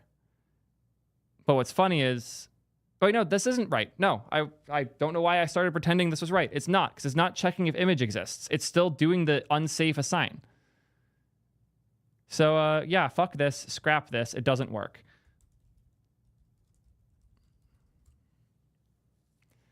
Nope.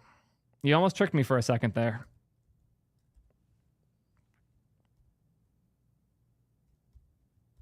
How do I make it go away? God, the DX of all of this is so garbage. Is Control Option B? No. None of the hotkeys even fucking work. Command Option B. Okay, it's Command Option B. I misread that. Control Alt I. Oh, because I have a control bound differently. That's what that's doing. Yeah. Okay. Annoying.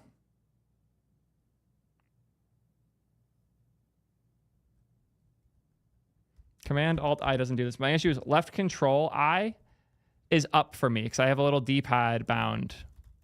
Like I'm hitting IJKL right now to go up and down because I don't like reaching for my D-pad because I'm lazy. It didn't work.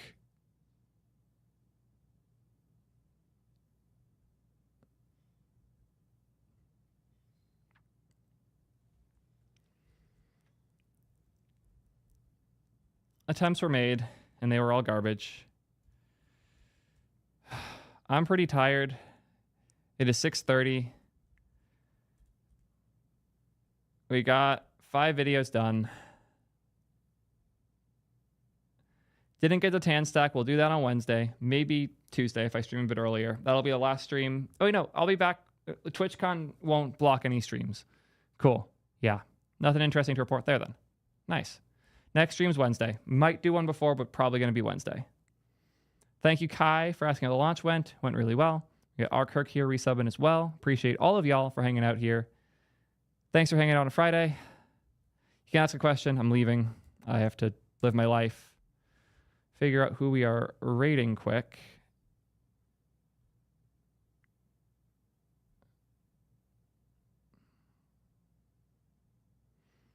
It's going to be Talion or KNX, almost certainly.